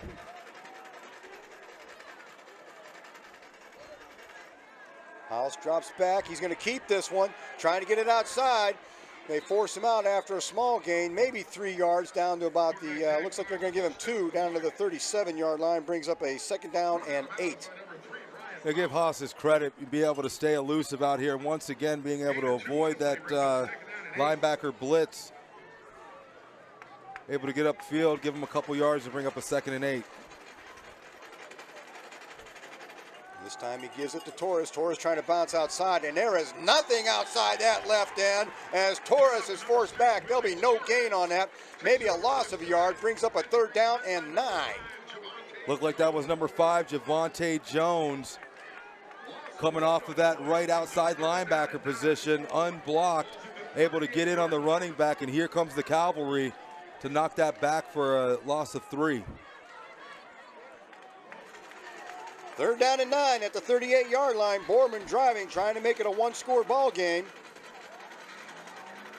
House looking down that left sideline, and that ball is just over the outstretched arms. Looking for Jalen Soto again over there. Soto's had a couple big catches, but that brings up 4th down and 9, and Boardman may just be in 4-down territory, being on this side of the field. And nice coverage out there by the sophomore, number 25, LaMarcus Provitz, stayed with him step for step, able to use the sideline to his advantage, not leaving the receiver much room to make that catch. They're going to bring up this long 4th and 9. 4th and 9, and Boardman trying to keep this drive going. House back to pass, under a big rush once again, forced out of the pocket. Gets it back, the pass is complete, but that's not going to be enough. That was to Austin Berg. They're spotting him a couple yards short, and that's going to be Harding football. A great defensive stand there. You saw that Boardman offense starting to get into a little groove there with the upbeat tempo offense there, not allowing Harding to get any substitutions on the field, making them jump back into their base defense. Not a lot of calls coming from the sideline during that. Harding able to withstand the storm of that that second half drive. Defense able to prevail on that 4th and 9 to get the offense back on the field. So Harding takes over and downs. They are 1st and 10 at their own 31-yard line. Kamari Adams, Najee Jones, and Marcus Crum. They are the receivers up there on top. Chaz Coleman remains in quarterback, and he's looking over there. He's got Najee Jones again, and Jones inside. Jones breaks a tackle, and Jones is going to take this in. 69 yards. Chaz Coleman to Najee Jones on Harding's first play from scrimmage in the second half. All night, Boardman's been afraid of the speed. You see Chaz sits back in the pocket, plenty of time. Talked about that covered 2 with the 2 deep safeties there. The soft spot's going to be in the middle. That's the 2nd time they've been able to exploit it. That time, 1 broken tackle. Najee Jones, nothing but a foot race. Nobody's going to catch him for the touchdown. And just like that, Harding back up again by 3 touchdowns as Jake Doherty steps in to try to make this a 35-14 ball game. Low snap, nice job by the holder in there. That kick is up and good, and Drew McCown's done a nice job on a couple of those snaps tonight. 35-14, Harding, 7:38 to play in the third quarter. Yeah, I think that's 2 in a row there. Drew McCown able to, like we talked about, like a shortstop, able to field that ball, get it up there.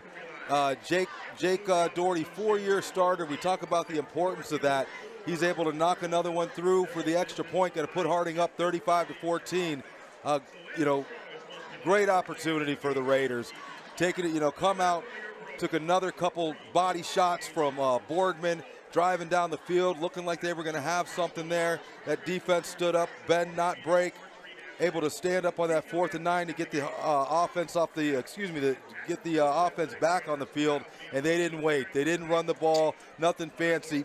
Found that skinny post, soft spot in that cover 2 zone right in the middle, and the rest of it was just pure determination by Najee Jones. Great night for Chaz Coleman behind center. Great night for Najee Jones out at the wideout, putting up some big numbers here tonight for the Harding Raiders.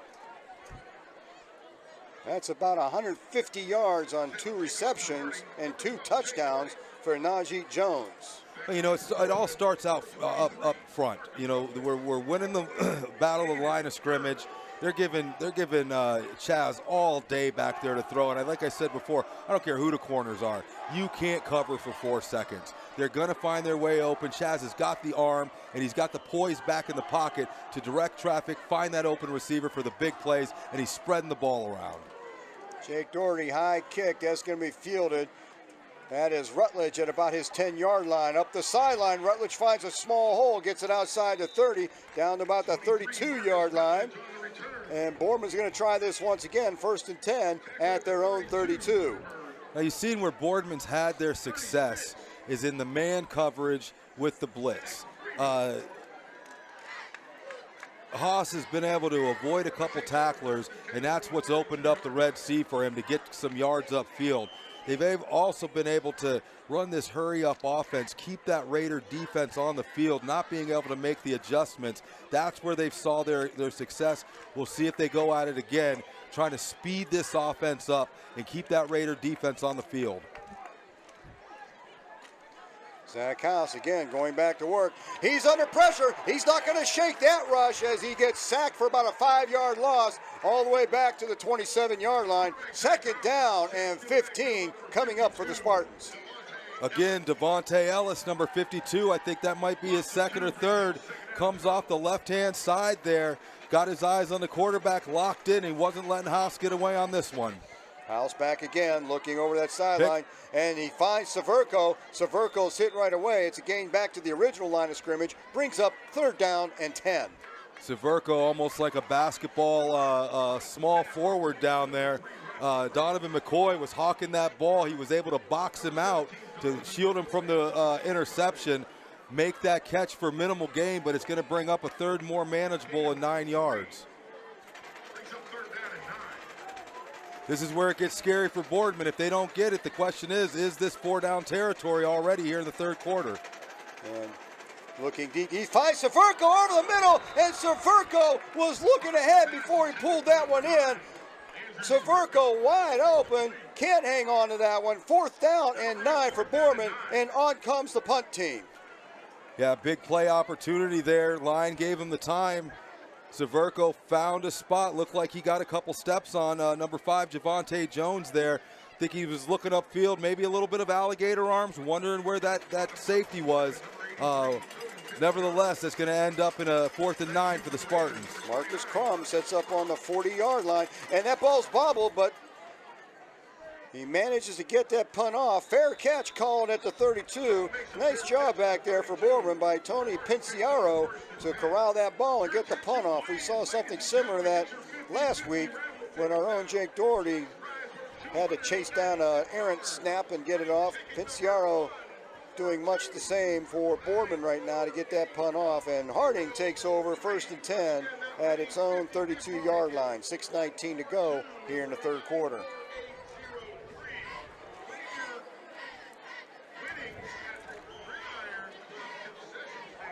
Chaz Coleman bringing that offense out. He's got Antonio Smith to his right. Watch Najee Jones. Najee Jones is at the top of your screen. Jones has been the big threat this evening. And this time it's Antonio Smith. Smith almost finds a hole there, but gets it ahead for a couple. 2nd down and 8 at the 34-yard line. Had to excuse me for a moment there, Tom. They were announcing the 50-50, and wanted to see if I was going out to dinner later. Unfortunately, wasn't a winner. But, yeah, offense back on the field there. Balance here with this run-pass attack. Jones that quick out. That's going to fall incomplete. Trying to get Looks like trying to get Ray, or actually Marcus Crum right there, trying to get Crum on that quick little screen pass, see if he couldn't find something open there. That falls incomplete, 3rd down and 10. Actually, the clock running, I think he did catch that with his knees on the ground and lost a half a yard. So credited with the catch, but nothing after that. Coleman steps back. Sees him. He finds a man on the sideline. He was looking for Kamari Adams over here and couldn't quite get it to him. Yeah, that's going to lead to a 3-and-out. Boardman's defense did the job there. Once again, you saw the slot receiver Marcus Crum coming down on that skinny post, was able to split those two safeties there. Unfortunately, Chaz wasn't able to see him. That's going to result in a 4th and 10. And here comes Jake for the punt. One of the few times the Boardman defense was able to apply some significant pressure. And as Rutledge back to receive Jake Doherty's punt. Doherty with a nice high spiral kick. It is waved off, and it's going to take a big Raider bounce all the way down to about the 23-yard line. And Jake Doherty continues to do the job from that kicking position. We're going to miss him once he's gone. Yeah, you know, Jake, we talk about the 4-year starter. Some big kicks for the Raiders. I want to say he beat Boardman a couple years ago at the clock in Boardman. But, you know, as good as he's been out here on the field, he's equally as good of a kid, good of a student athlete. Got an opportunity to know his family, and it's just been a pleasure to be able to watch him over his 4-year career. Handoff is to Torres. Torres finds some running room. He's going to get close to a 1st down on that. Looks like they're going to give him 9, bring up a 2nd down and 1. Number 6, Willie Torres, the ball carrier. Boardman up to the line quick. 52, Devontae Ellis. Gain of 9, 2nd down and 1. Quick pass over here to Berg. That ball was tipped. You know, we've seen where they've taken a couple deep shots out of a couple of those have went out of bounds. They were able to complete the one that gave them their first score, bringing the ball deep down in the Raiders' territory. But the defensive line's just been able to keep them in a position where he just doesn't have the time to stretch the field. Hand off to Torres. Torres will get the 1st down on this play. Takes it out to about the 40-yard line. Pickup of about 7. I think that was 27. Tyler Smith on the tackle there for the Raiders. 1st and 10, Boardman at their 40-yard line. This hurry-up offense seems to be doing the trick for them right now as Haas drops back to pass, looking down over the middle. And that was a big hit, knocked the ball loose. He was looking for Severco over there, and timed just exactly right by that Harding defensive secondary. And once again, Donovan McCoy, Donovan McCoy playing the high side corner out there, kind of out on an island by himself. He's been able to hold his own thus far. 2nd down and 10. Trying to find Austin Berg, and that's a little bit high and behind him. Brings up a 3rd down and 10. Yeah, looking for these quick outs, you know, quick slant passes. Trying to get the ball out of the quarterback's hand as fast as possible, knowing that defense is coming.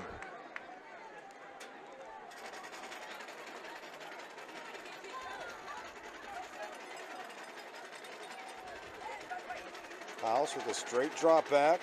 Looking over the middle for Berg. This time he finds Berg. That's going to be enough for a Boardman 1st down as they get it into Harding territory down to about the 47-yard line. Boardman quick to come up to the line again, trying to keep the defense on the field.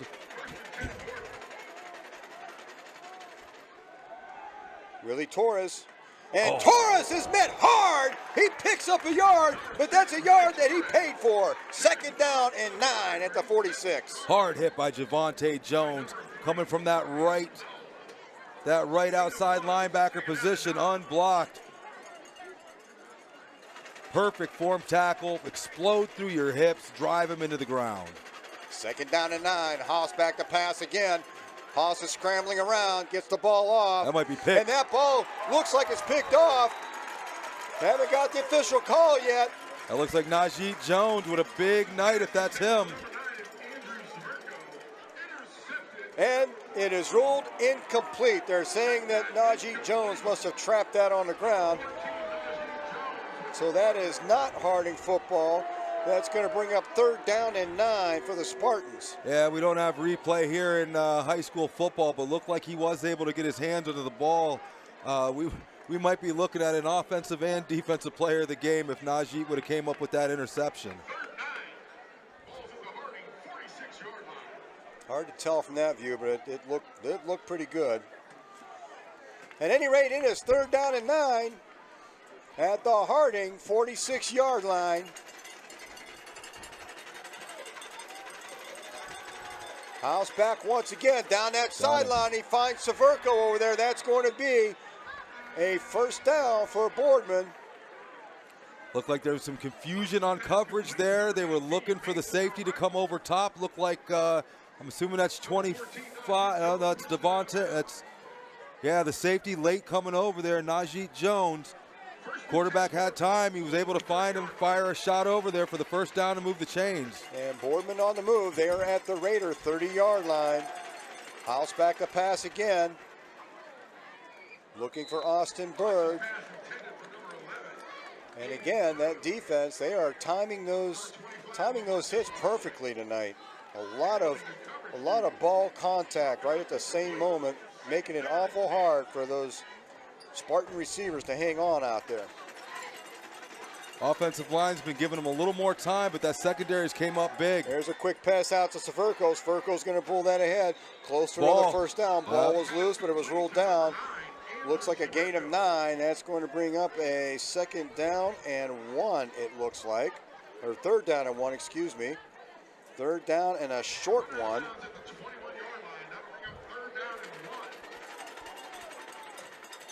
To give to Torres. Torres is going to bull his way ahead. That's going to be enough for a 1st down. He gets it into about the 19-yard line. That's going to move the chains once again for Boardman. Yeah, Torres with a nice hard run there. Once again, that was Javonte Jones coming up to meet him in the hole. Great strength and Javonte Jones looks like he is. Up down there. Javonte's had a great night thus far on the defensive side of the ball. It does look like they're just stretching him out for a cramp here.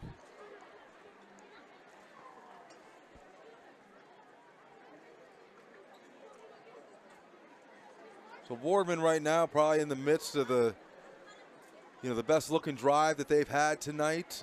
Down now inside the Raider 20-yard line. Now we've seen them get down before, and this is where that defense usually steps up. Hate to see an injury, but this is where that defense is going to be able to get a little breather. Coach is going to be able to make the substitutions necessary to get the right personnel in to try to counter this fast, high-tempo offense that Boardman's found a little bit of success with. They've been able to get some yards. They've been able to move the sticks. Just haven't been able to do it consistently enough to put the ball in the end zone. Finding themselves down 21 points here in the 3rd quarter.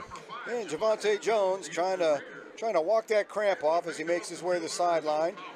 Boardman looking at 1st and 10. They are at the Harding 19-yard line. 2:52 to play in the 3rd quarter.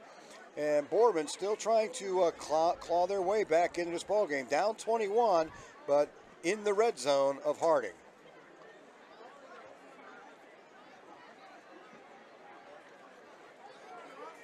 Severko and Berg, they are set up over here, and that's Jalen Soto up there on the top. All 3 of those young men have been factors. They've been recipients of Zach House passes. And House back again. He's going to tuck this one and run, and he's going to pick up yardage inside the 15, down about the 14. That's going to bring up a 2nd down and 4. So the rushing game of Boardman tonight has largely been on the legs of Zach House. 2nd and 5. And this is Torres. Torres finds some opening. Torres is going to be close to another Boardman 1st down.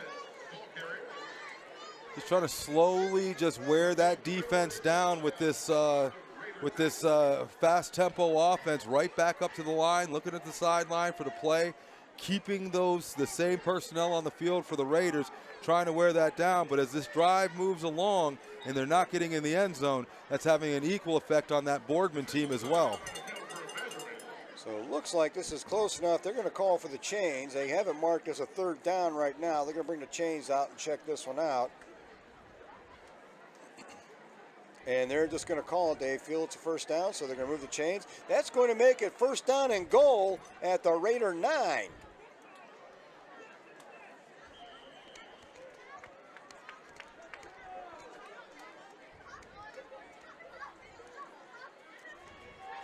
Torres is going to wind his way down to about the 7-yard line, make it second and goal. Yeah, some hard hits down there. You saw Torres got spun around there. Couldn't tell who came up from that middle linebacker position.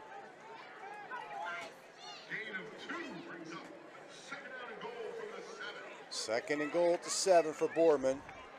And I got to believe this is 4-down territory. They're not going to settle for a field goal down here at this point in the proceedings. No, absolutely. That clock running here, under 1:20 to go in the third. House looking to pass. He's looking over the middle, and he finds that looks like Willie Torres broke out open over there, and that's going to be a touchdown for the Boardman Spartans, making the score 35-20. Yeah, you could tell the right outside linebacker there. He watches the release. You see number 6, Willie Torres, come out. Right outside linebacker notices it, but it's too late. Torres with too much speed. Klaus was able to find him wide open in the end zone. Boardman Spartans setting up for the extra point to try to make this a 14-point game with about a minute left in the third. And another block. That ball is blocked. Pick it. I guess that's I thought you might be able to return that for a couple. I don't know if that happens in high school or if the ball has to cross the line of scrimmage for that to happen. But you know, I don't know. I'm thinking maybe if it was a field goal. They got a field goal, it might be live, but on the extra points, I think it may be a dead ball. In fact, speaking of, remember a couple years ago, right down in this corner, Boardman stole a victory here in Mollenkopf Stadium on a blocked field goal. The ball didn't cross the line of scrimmage, so it was live. Harding celebrated that. And I was. I saw that. I saw that at a Bearcat game a couple years ago. The Bearcats scored 2 off that, so maybe it's a college rule and not a high school rule. Well, you got about 1:13 here and left in the third quarter. Harding's going to get the ball back here. Going to be up 15 points. Best drive that we've seen of the night, obviously, from the Boardman Spartan offense there with that fast-paced, no-huddle offense, just keeping the ball moving. We'll see if Boardman has the ability to keep that kind of pace up, because just as taxing as it is on the defense, it's just as taxing on those wide receivers, the offensive line, and those running backs.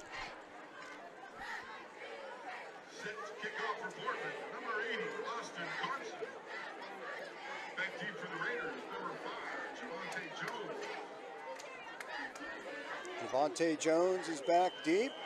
I can't. And number 10, Antonio Smith.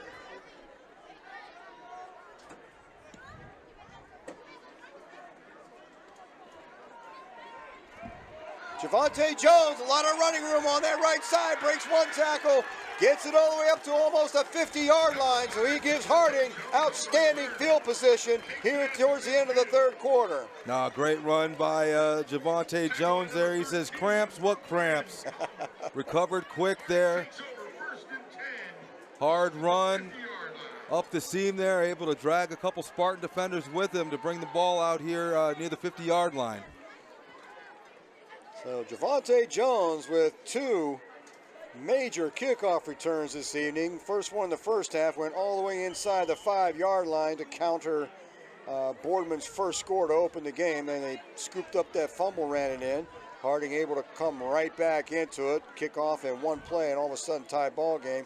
And here, after Boardman scores in the third quarter, Javonte Jones again gets Harding set up at midfield. Chaz Coleman, he finds Najee Jones. There's nobody in front of him. Jones trying to get around. And Jones manages to get out to a first down inside the Boardman 40-yard line. Najee Jones, talk about getting the ball into the hands of your athletes. He's out there in good space. Got number 8, Nate Adams, out there and in front of him. Excuse me, Kamari Adams out there in front of him with a lead block. Going to move the chains. Coleman's going to keep this one, finds a little bit of running room, picks up some good yardage. Picks up about 6 on that play, close to a 2nd down and 4 as he brings it down to the Boardman 33-yard line. Harding coming back with a fast-paced offense themselves. Quick up to the line, looking over to the sideline for the play. Want to keep this Boardman defense on their heels, take away whatever momentum they felt they might have garnered from that last touchdown drive. Clock winding down in 3rd quarter, coming up on 10 seconds of play. They do not have to run a play. And it looks like Harding's going to be content to let this wind down and take this lead to the 4th quarter. And that is the end of 3 with your score. Warren Harding 35, the Boardman Spartans 20, and Harding on the move once again. They'll be facing a 2nd down and 4 at the Boardman 33 when the 4th quarter opens up. A small break here between quarters, Tom, as the high school varsity takes on the Spartans tonight here at Mollenkopf Stadium. Want to wish the Warren Little Raiders the best of luck as they travel over to Mahoning County tomorrow to take on the Little Boardman Spartans for their night game of the year. Let the youngsters get out there, get on the field, get under the lights. I remember when I played Midget League football when I was that age, it's always a special time to not only get on this high school field, but to get to play underneath those lights. You know, there's nothing like it. We talk all the time about, you know, obviously never got the opportunity to go pro, but I can tell you there's nothing better. There's nothing better than high school football. There's nothing better than being under these lights, playing with these your teammates. You know, I go back, my quarterback in high school was my quarterback at first grade recess. You know, you'll never forget these times, and so wish the Little Raiders the best of luck tomorrow as they travel to Boardman to take on the Little Spartans in their one night game of the season. Had some dinner with one of my old teammates this afternoon, Tony Zampino, out there watching the ball game. Tony, hope you're enjoying the game. Send you a little shout out there. We'll do dinner again real soon, my friend. Harding with 2nd down and 4. Open up this 4th quarter. Coleman, quick pass out, trying to get Najee Jones. Najee Jones breaks one tackle down to the 30. He's going to pick up that 1st down around the 25-yard line before he's driven out of bounds. You know, Tom, one of the things that I've noticed in this game that we didn't see a lot in some of the first games is just the physicality that the Raiders are playing with on the offense and the defensive side of the ball. I mean, we've seen some ball hawks out there from the secondary. We've seen linebackers step up and make big hits, and we've seen those that are running with the ball be able to protect the rock, but just lower their shoulders, stiff arms, just run through tackles and a lot of yards after contact. And there's the handoff. That looks like Antonio Smith trying to find some running room, and he does that. Gets inside the 20, down to the 18. That's a 7-yard pickup. 2nd down and 3 coming up for the Raiders. Yeah, once again, just talking about the physicality in which we've seen out of this Raiders team on both sides of the ball right there. Antonio Smith just taking on 2 defenders right there, falling forward for an extra couple yards.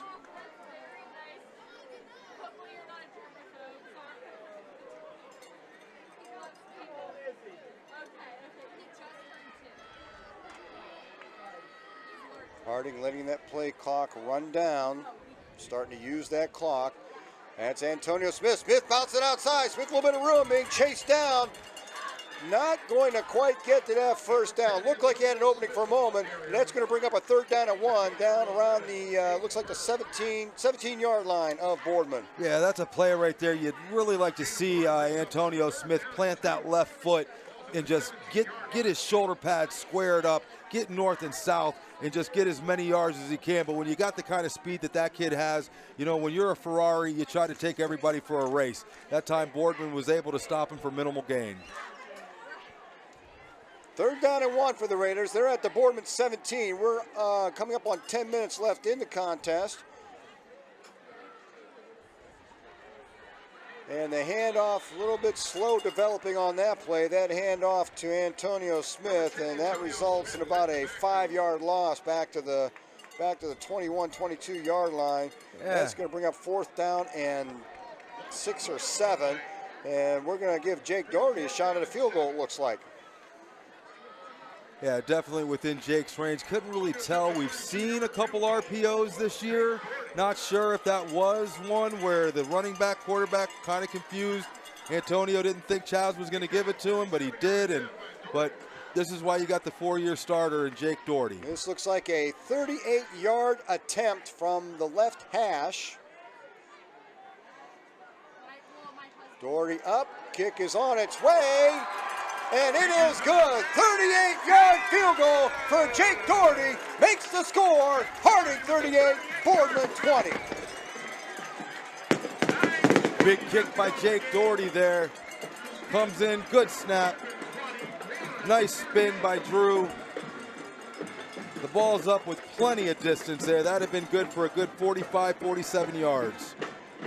And what an advantage that is to be able to come down there, have that drive stall out, and still walk away with 3 points. There's not many teams around that have that opportunity. We've talked about a lot. Special teams in general, from what we've seen, has been kind of a weak spot in a lot of places. But it's nice to have that weapon right there and pick up some points when things are starting to sputter. No, absolutely. And, you know, former ball players ourselves, you know, let's be honest, we talk about the 3 facets of football, but unfortunately, you know, special teams generally doesn't get the time at practice that the offense and the defense does. You know, I know the coaches leaving a lot on the kickers to themselves to kind of go off on their own and do their thing. Obviously, Jake's put in the work. We've seen just from his leg strength of where he started as a freshman to where he is now, but also with the confidence. You know, he's had a couple years or a couple games where you know, he's been off, but when it comes down to it, Jake is absolutely somebody that you can depend on. If you need that 3 points, you need that extra point. You know, Spartans can look at it. There is no moral victories down, or moral wins when you're down 15 into the 4th quarter. That 3 points is going to hurt. That just makes it a 3-possession game. Yeah. And Jake's going to get one to go into the end zone. So that's going to have Boardman start at the 20. And again, it's nice to have that ball go into the end zone right there. Not give them a chance at a big return. Keep them back there on some. Give them a long field to give Boardman a long field to work with instead of something short up here. Yeah, it also helps some of those guys that are playing defense that are on the kickoff team. You know, doing those 50, 60-yard sprints and then coming right out there and trying to field your position can become difficult. I was never fond of kicking team practice. No. Back in high school. Oh, the worst when there's a penalty and you got to re-kick. That pass was intended for Austin Berg, and Kamari Adams was right there, and Kamari Adams was staring down a pick 6 for a hot second. You know, with the type of speed that we've got on the corners out here, trying to throw those 15, 17, 18-yard outs, and you got these ball hawks out there just staring at the locker room. 2nd down and 10 for Boardman. They've got the ball at their own 20. Looking at an 18-point deficit. Haas back to pass, looks down that right side, and once again he finds Severco over there. That's number 2, Phil Clark that time, new name called. That's enough for a 1st down. Gets Boardman out to the 33-yard line. Looks like McCoy's got a cramp now. And, he knows it. He's going right to it. A little bit of chill, but it's still bordering on 70 degrees here tonight, so just a little bit balmy out there. Looks like there's a Spartan player down as well. Boardman, so the cramps are starting to add up a little bit as we still have a little bit of that early fall, late summer type weather hitting us. And like you said, it's going to be a nice weekend, 80s all weekend. Yeah, we're at that time of the year where you get up to go to work in the morning, you put the sweater on by noon, you've lost 10 pounds from sweating, and you got the T-shirt on, and then around 6:30, 7, 8 o'clock at night, you're back to the sweatshirt again. That was Phil Clark who made the catch. He was down there again stretched out, so he's going to take a seat for a play. Number 2, Phil Clark, the injured Spartan, makes it off the field under his own power. First and 10, Boardman at the 32-yard line.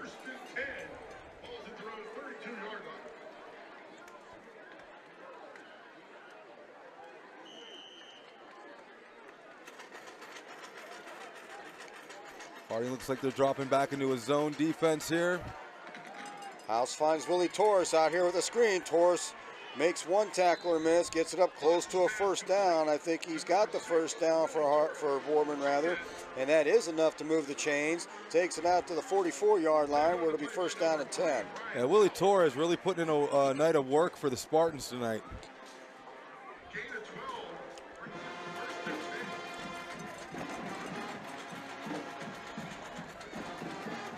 House again back to pass. House being chased out of the pocket.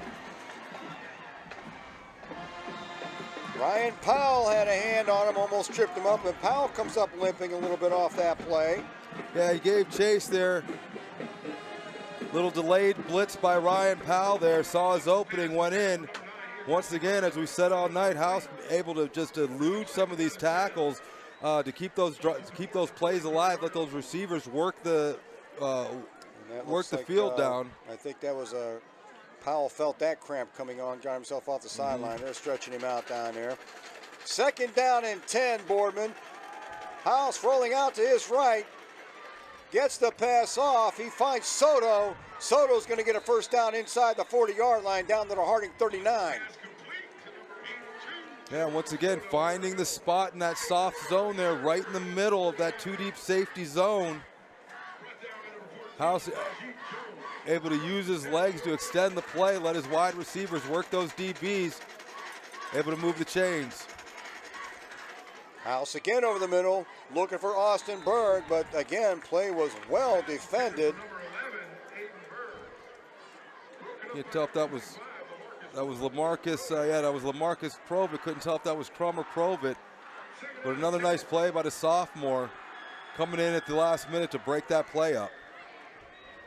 Their timing tonight, as that ball has gotten the receiver, has just been on target all night long for Harding.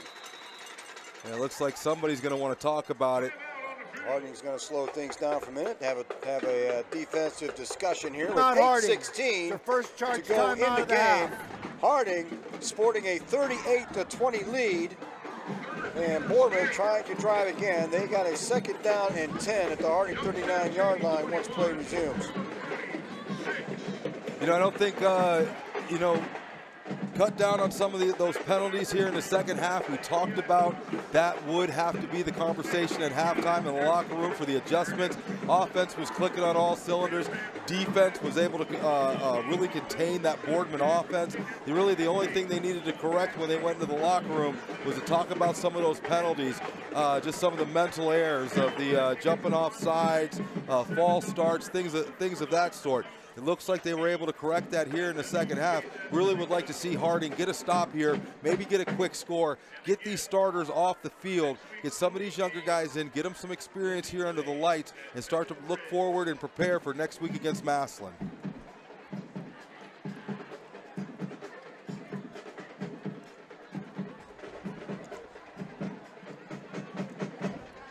Boardman comes out to a second down and 10, 8:16 to go. They have the ball at the Harding 39-yard line. Austin Berg down here along with number 9, Andrew Severko. They have been the targets tonight, and along with Jalen Soto up there on the top of your screen. House looking over the middle, looking for Severko once again. Can't find him, brings up a third down and 10. Yeah, 22, Braylon Dyson on the coverage there. Braylon with a couple mental errors there early in the first quarter. They pulled him off to the sideline, had a conversation with him. He's been solid ever since.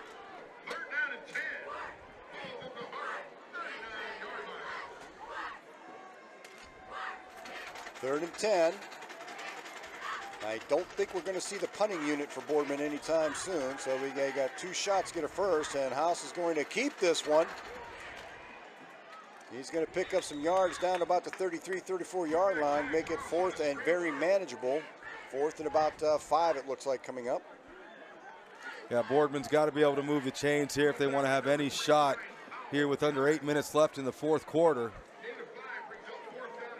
They've had some success finding the soft middle between the two safeties. Watch those slot receivers on those skinny post plays trying to split the two deep set.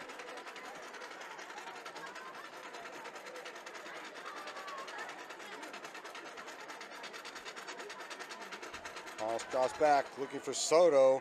Miscommunication. I think he thought Soto was going to go. Soto stopped.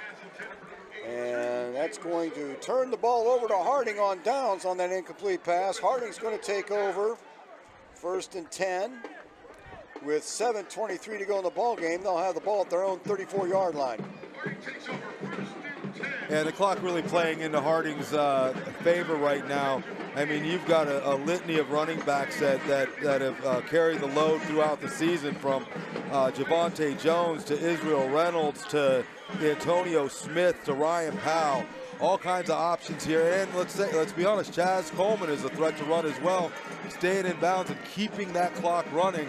But it looks like they're going to switch this up, and they're going to bring in number 19, Drew McCown, to possibly close out the last 7:23 of this game for the Raiders. Israel Reynolds, the running back, lining up to the left of McCowan. You got Najee Jones, Kamari Adams down here on the near sideline. You see the fear of the speed, Tom. I'm looking at no less than 8 yards cushion that they're giving the receivers. That's Israel Reynolds. He's met immediately. He's going to drop a yard, brings up 2nd down and 11. That's a purpose play as well. You know, you're just running some straight dives here. Don't want to try to stretch the play to the outside. Don't want to give Boardman any help here by getting out of bounds and stopping the clock. Just keep it running. Dwindle this clock down and start looking forward to next week. Tristan Gilmore for Boardman getting in there on that last tackle. And there's some early movement. A lot of people moving early down there. That's going to be called against Harding. Back him up 5 more. It's going to make things 2nd down. Dead ball. And 16. False start offense, number 60. 5-yard penalty, 2nd down. Well, Dalen Curry there a little too quick.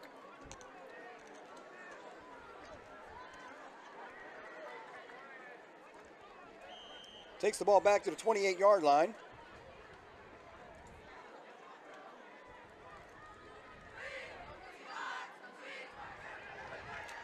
And another running attempt that is pulled down in the backfield. Israel Reynolds once again. He may have gotten that back to the line of scrimmage, which brings up 3rd down and 16. Yeah, just starting to run that clock down. Protect the ball. Keep the clock running is the name of the game right now.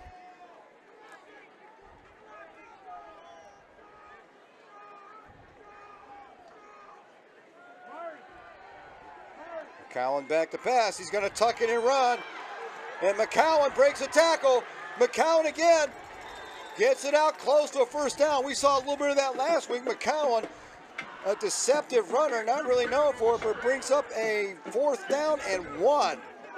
Looks like they are going to bring the punt team on here.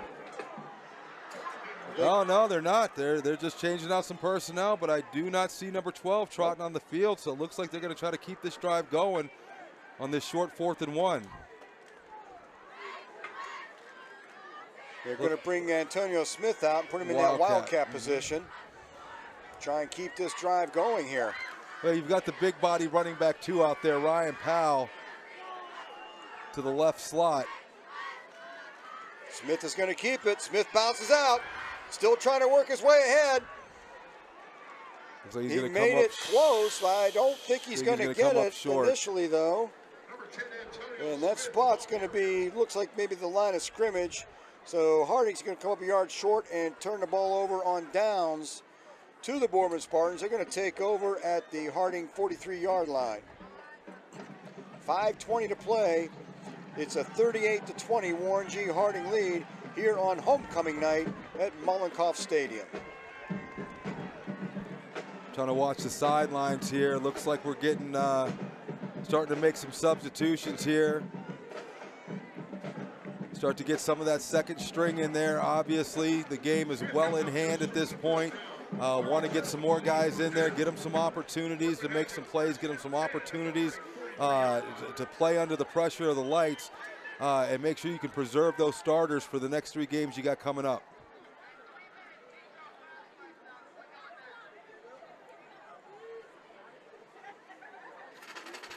Zach House with the handoff to Torres. Torres looks like they're giving him about 2 on that run. Makes it a 2nd down and 8. Gets it up to the 41-yard line. The clock continues to tick away. Boardman still has their full complement of timeouts left. Yeah, you think they've got to start throwing the ball downfield. House being chased again. Manages to get rid of it. Out of bounds. Again, nice coverage over on the sideline. Brings up a 3rd down and 8 as that ball goes incomplete on the Boardman sideline. Yeah, looking to get yourself a few yards here. Keep this at a, either get the 1st down or keep this, you know, to a 4th and manageable. But obviously down 3 scores, you're going to have to start taking some shots downfield if you have any chance to want to put your team in a position for some onside kicks to get back in this game. Harding will take all those type of passes. Just keep them in front of you. 3rd down and 8 for Boardman. House was trying to get that little screen to Torres, and a couple Raiders look like got their hands on it, so that ball is going to fall incomplete. Brings up 4th down and 8. Boardman looking to try to get that little screen over the middle there and pick up some yardage, but Harding defense was in there, and the ones who weren't on the chase had their hands in the air, so that made all the passing lanes were pretty clogged up there for Zach House. Yeah, Willie Torres had number 72, Dominic Cavorta in front of him, but like I said, if you can't get to the quarterback, get your hands up. Looking down that sideline, looking for Soto. He's out of bounds. Soto makes a nice grab, and he's out of bounds. He's had a couple nice grabs over there. Falls down on the slips over there, so hopefully he's up, and Soto's down over there, well out of bounds. He slipped on the surface over there. So hopefully that's nothing serious. Yeah, you hit that hard surface as you get closer to the stands there. Soto obviously running full speed, doing everything he can on that crucial 4th down play. Great coverage by number 17. Looks like they're stretching out a cramp over there. Yeah. Got to go over there, hit that ground, and the calf just balled up on him. Yeah, you always fear that the hard plastic of those spikes, when it gets onto that hard surface, becomes very slippery. Took a pretty decent fall over there, but it does look like it's just a cramp they're going to stretch out as Harding looks to run the clock out here with 4:38 left in the 4th. Harding takes over on downs. That's Israel Reynolds looking for some running room on that left end. Look at that. He's met hard, but he manages to pick up 2. 2nd down and 8. Another hard run by Israel Reynolds. Really been impressed with this young man. I mean, you look how he stays low and just delivers the hit. He doesn't get tackled. He tackles you. That's what you want to see out of your running backs. Looks like we do have a Spartan down on the play. Reynolds, a 5'9", 180-pound junior. So Harding's going to look forward to seeing him next fall as a senior. No, absolutely. You know, 5'9", small stature and height, running behind that 180-pound body, but he puts all 180 pounds into every one of those hits, and that's what you love to see out of the running backs. You know, just because that guy's coming up to tackle you doesn't mean that you can't lower those shoulders, explode through your hips, and make them think twice. That's when you start to see the arm tackles. That's when you start to see those shirt tackles. When you let that defense know that it's not going to be any day at the park tackling you, that's when you start to break the big ones, because all of a sudden they don't want to step in front of you. You start to see the arms, you start to see the shirt tackles, and when that happens, that's when the big plays come. Still on the injury timeout. Boardman player is up and at him. We'll try to get a number here for you. Looks like number 24. That's Vince Atwood making his way off the field. 4:18 to play. Harding in control of this one, 38-20. They've got the ball 2nd down and 8 at their own 43. Vince Atwood, the injured Spartan, makes it off the field under his own power. As soon as they get set, I believe they're going to wind the clock, get that moving. 2nd down and 8. Boardman doesn't seem to be too concerned about using these timeouts late in the game. I think we'll just... And there's an immediate tackle for a loss.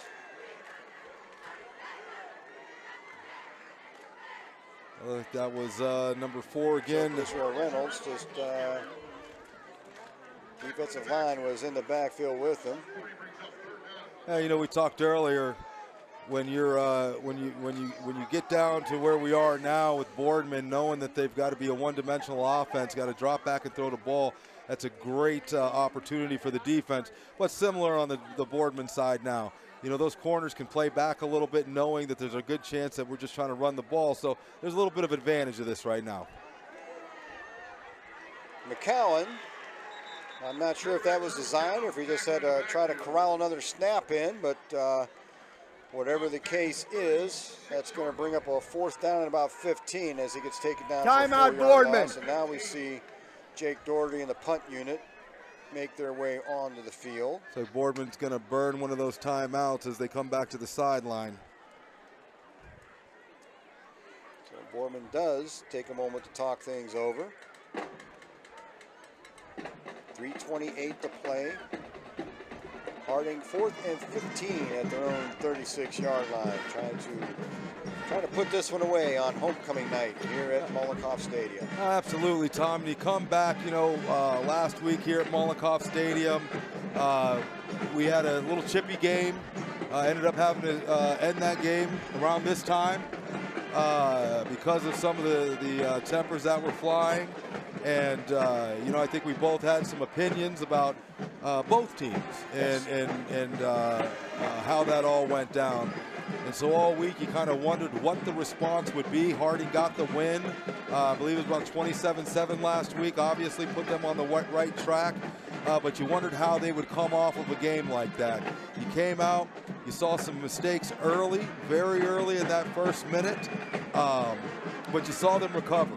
Donovan McCoy with the fumble that ended up in the scoop and score. I think we've said his name a good 5-6 times on the defensive side of the ball.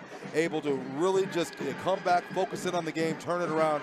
Just really proud of everything the kids have been able to do these last 2 weeks. Jake Doherty with the punt. That is fair caught at about the 29-yard line. That's where Boardman's going to take over. That was number 22, Ryan Smith, with the fair catch. Just trying to control the ball, give his offense a chance to do something here late in the game.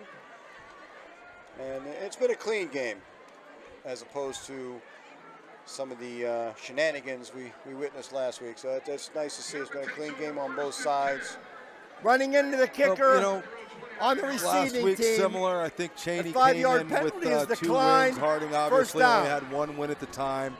And it's choices. You know, you can get upset and you can, you know, basically throw temper tantrums, or you can do the hard things. And that means get better. You know, look in the mirror. Work harder. You know, play for your teammates. You only get 40 of these. If you get into the playoffs, you get a couple more. But from your freshman year to your senior year, you get 40 of these. And they go by a lot quicker than you would imagine. And so you want to take every opportunity that you can to make sure that what you put out on this field is the best representation of yourself. Haas with the quick pass, looking for Jalen Soto over there. Soto can't hang on. 2nd down and 10 at the Boardman 29-yard line. Clock stops at 3:16 on the incomplete pass. Seeing some more of the sophomores getting in. Number 32, Ray Chwan, 180 Hill, checking into right inside linebacker there. Not going to find a harder worker than Ray Chwan Hill. There's the pass out here to Clark. And that's a late hit. Tried to hold off, it looked like, but not quite enough. And that's going to give Boardman an extra 15 on the end of that play. Braylon Dyson. He's been all over the place tonight. He's had his name called a few times, and not always Dead for the ball, right reason. personal foul, defense, I'm number pretty 23. Sure at the end of this game, he'll remember 2 15-yard things. penalty will be added at the end of the run. first and being out. named homecoming king. There you go. Congratulations to Braylon on that award. But the penalty does move Boardman into Harding territory down to the 47-yard line, where it's going to be 1st and 10 with 3:11 to play. Boardman still trying to get whatever they can out of this.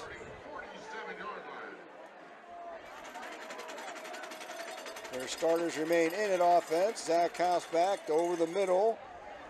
And pass was a little bit behind. Trying to find number 13 over there, Ryan Palmer. Looked like that was broken up by LaMarcus Provit, number 25, coming from that near side quarterback position.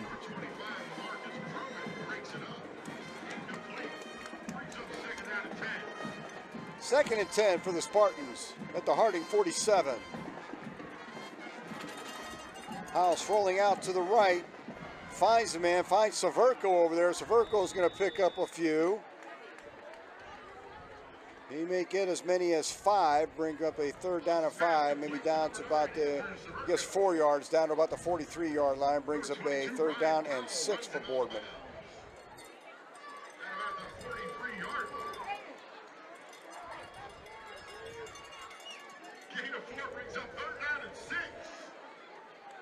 Under 3 minutes to play this evening.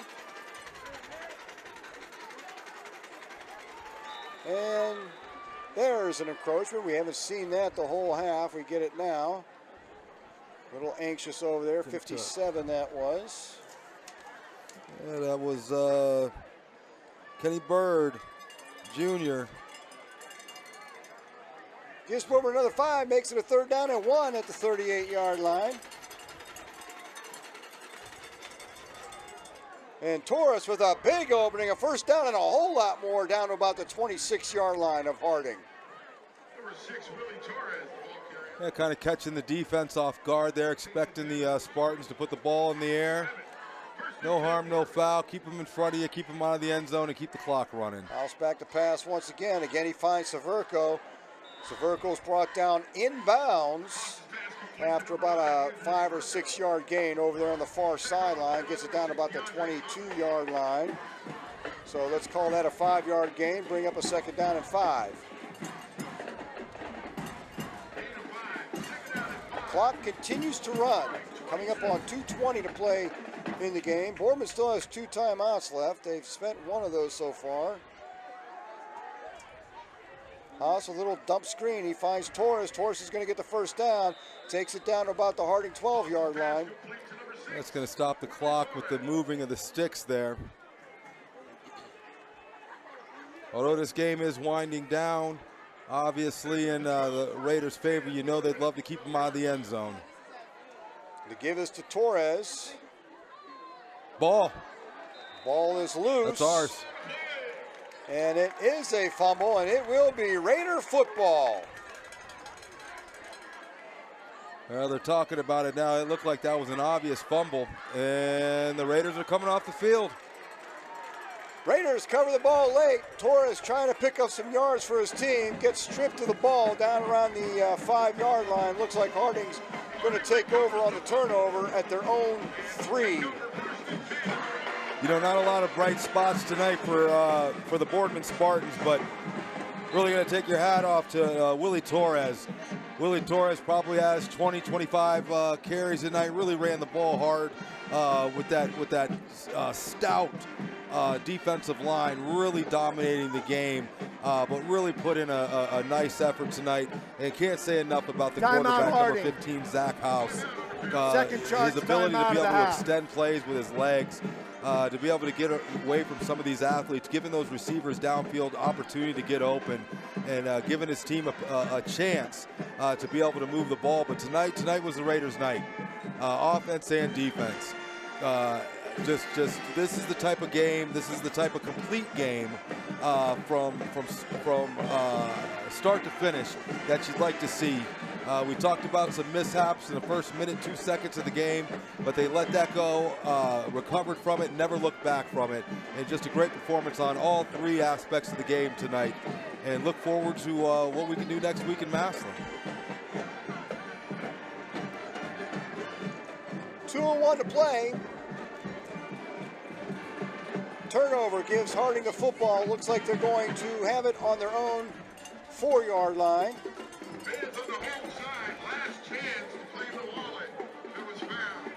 If you lost your wallet, please come to the press box to identify it. Homecoming night here at Harding. It's going to make tomorrow night's dance a little bit happier occasion as they have a win to celebrate. Oh, absolutely. And you know, these kids, they deserve it. You know, this is a football town, and you expect to win, and when you drop a couple games, it's difficult on everyone. And so just glad for these kids, for the coaching staff, for the parents, for the cheerleaders and the band and everybody involved. You know what type of work they put in the off season. And you circle that first game of the year, and you go out and you play your butts off. And you know, McKinley was a tough challenge. Went in at the half, tied up, just weren't able to hold it together in the second half to a really strong McKinley team. And to see them bounce back, you know, they got the win against Buchtel. Had a couple rough games in between there, but this homestand looks like they're going to go 2-0 on it as we travel over to Massillon next week for what's going to be, as always, a hefty challenge. But you couldn't have asked for a better game to tune yourself up on to go into. Israel Reynolds finds little room, has a first down, still churning those legs, gets it outside the 20-yard line.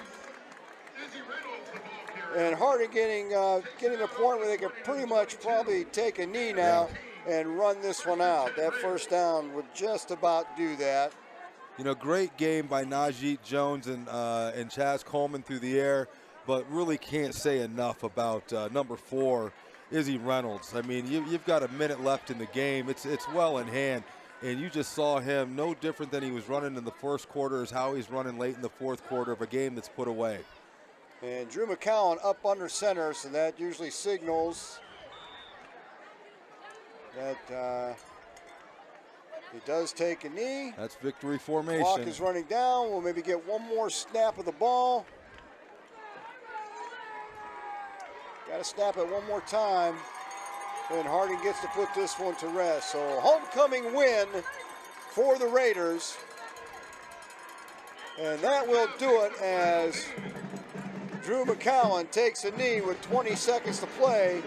And that's going to be your final for Mollenkopf tonight. Raiders 38, Boardman Spartans 20.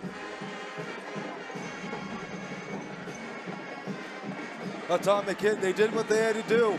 We talked about in the beginning of the game, both of these teams still on the bubble with that expanded playoff format that they're using now. Gives that opportunity. The Raiders have done what they've done. They've done what they needed to do. They're going to have a great opportunity next week to really put themselves back in the thick of things. But we know that's going to be a pretty tough challenge. It's always tough going into Massillon. But this is what they needed to do. This is the type of game, the complete game they needed to put together to really get themselves back in the mix here. It's all on them now. Their future, their destiny is in their hands. They got 3 games coming up. You can win a combination of at least 2 of those games. They should be in a pretty good position to extend their season into the playoffs. So once again, homecoming night at Mollenkopf, and the Raiders improve their record with their second straight victory. The Raiders go to 3-4 on the season. Boardman, with their third straight loss, will fall to 1-6. So it's a tough order indeed for the Spartans. If they have any chance at all, I would think if they have any chance, they're going to have to win out. But Harding has given themselves a chance to stay really right in the thick of things. Another win or two, and they have a good shot at seeing week 11. Yeah, and you know that's what it's all about. You know, you play who's in front of you the week that you go out there, and they're hitting a good stride. You know, a little more than halfway through the season here, winning the games that you should win. I think that's the most important thing. Is you got to win the games that you should win. And next week, they're going to have to do it again. They're going to have to put together a complete game. They're going to, let's be honest, they're going to need some players to have big games. They're going to need the receivers to play big. They're going to need this defense to be on fire the way it was tonight. And they're probably going to need some more out of their running game. You know, they're going to be able to have to get those running backs in space, make them make a couple guys move the chains. Obviously, they got to cut down on what we saw in the first half. They're going to have to cut down on those penalties. But if they can do that, I believe that they have the talent to do it. They may be a little undersized, but you see the speed and technique that they're using out there to be able to get good pressure on the quarterback, making him get that ball out of his hands quicker than he wants to, and force a couple turnovers. Harding capitalizes, and we'll see what happens next week. Harding goes on the road against Massillon and Mooney over the next 2 weeks. Then we'll be back home for our final telecast of the season on October 20th when Austintown Fitch comes to town to close out the 2023 regular season. So until then, we've got a great weekend weather-wise coming up. Enjoy it, Raider Nation. You students going out to the homecoming dance tomorrow, have fun, be safe. I look forward to seeing you all in the classroom on Monday. And for Eddie Colbert and the rest of the WSCN crew, we look forward to seeing you again in a few weeks when Fitch comes to town. So enjoy the weekend, Raider Nation. Congratulations, Harding, on your homecoming win. We'll talk to you soon. Take care. Good night, everybody.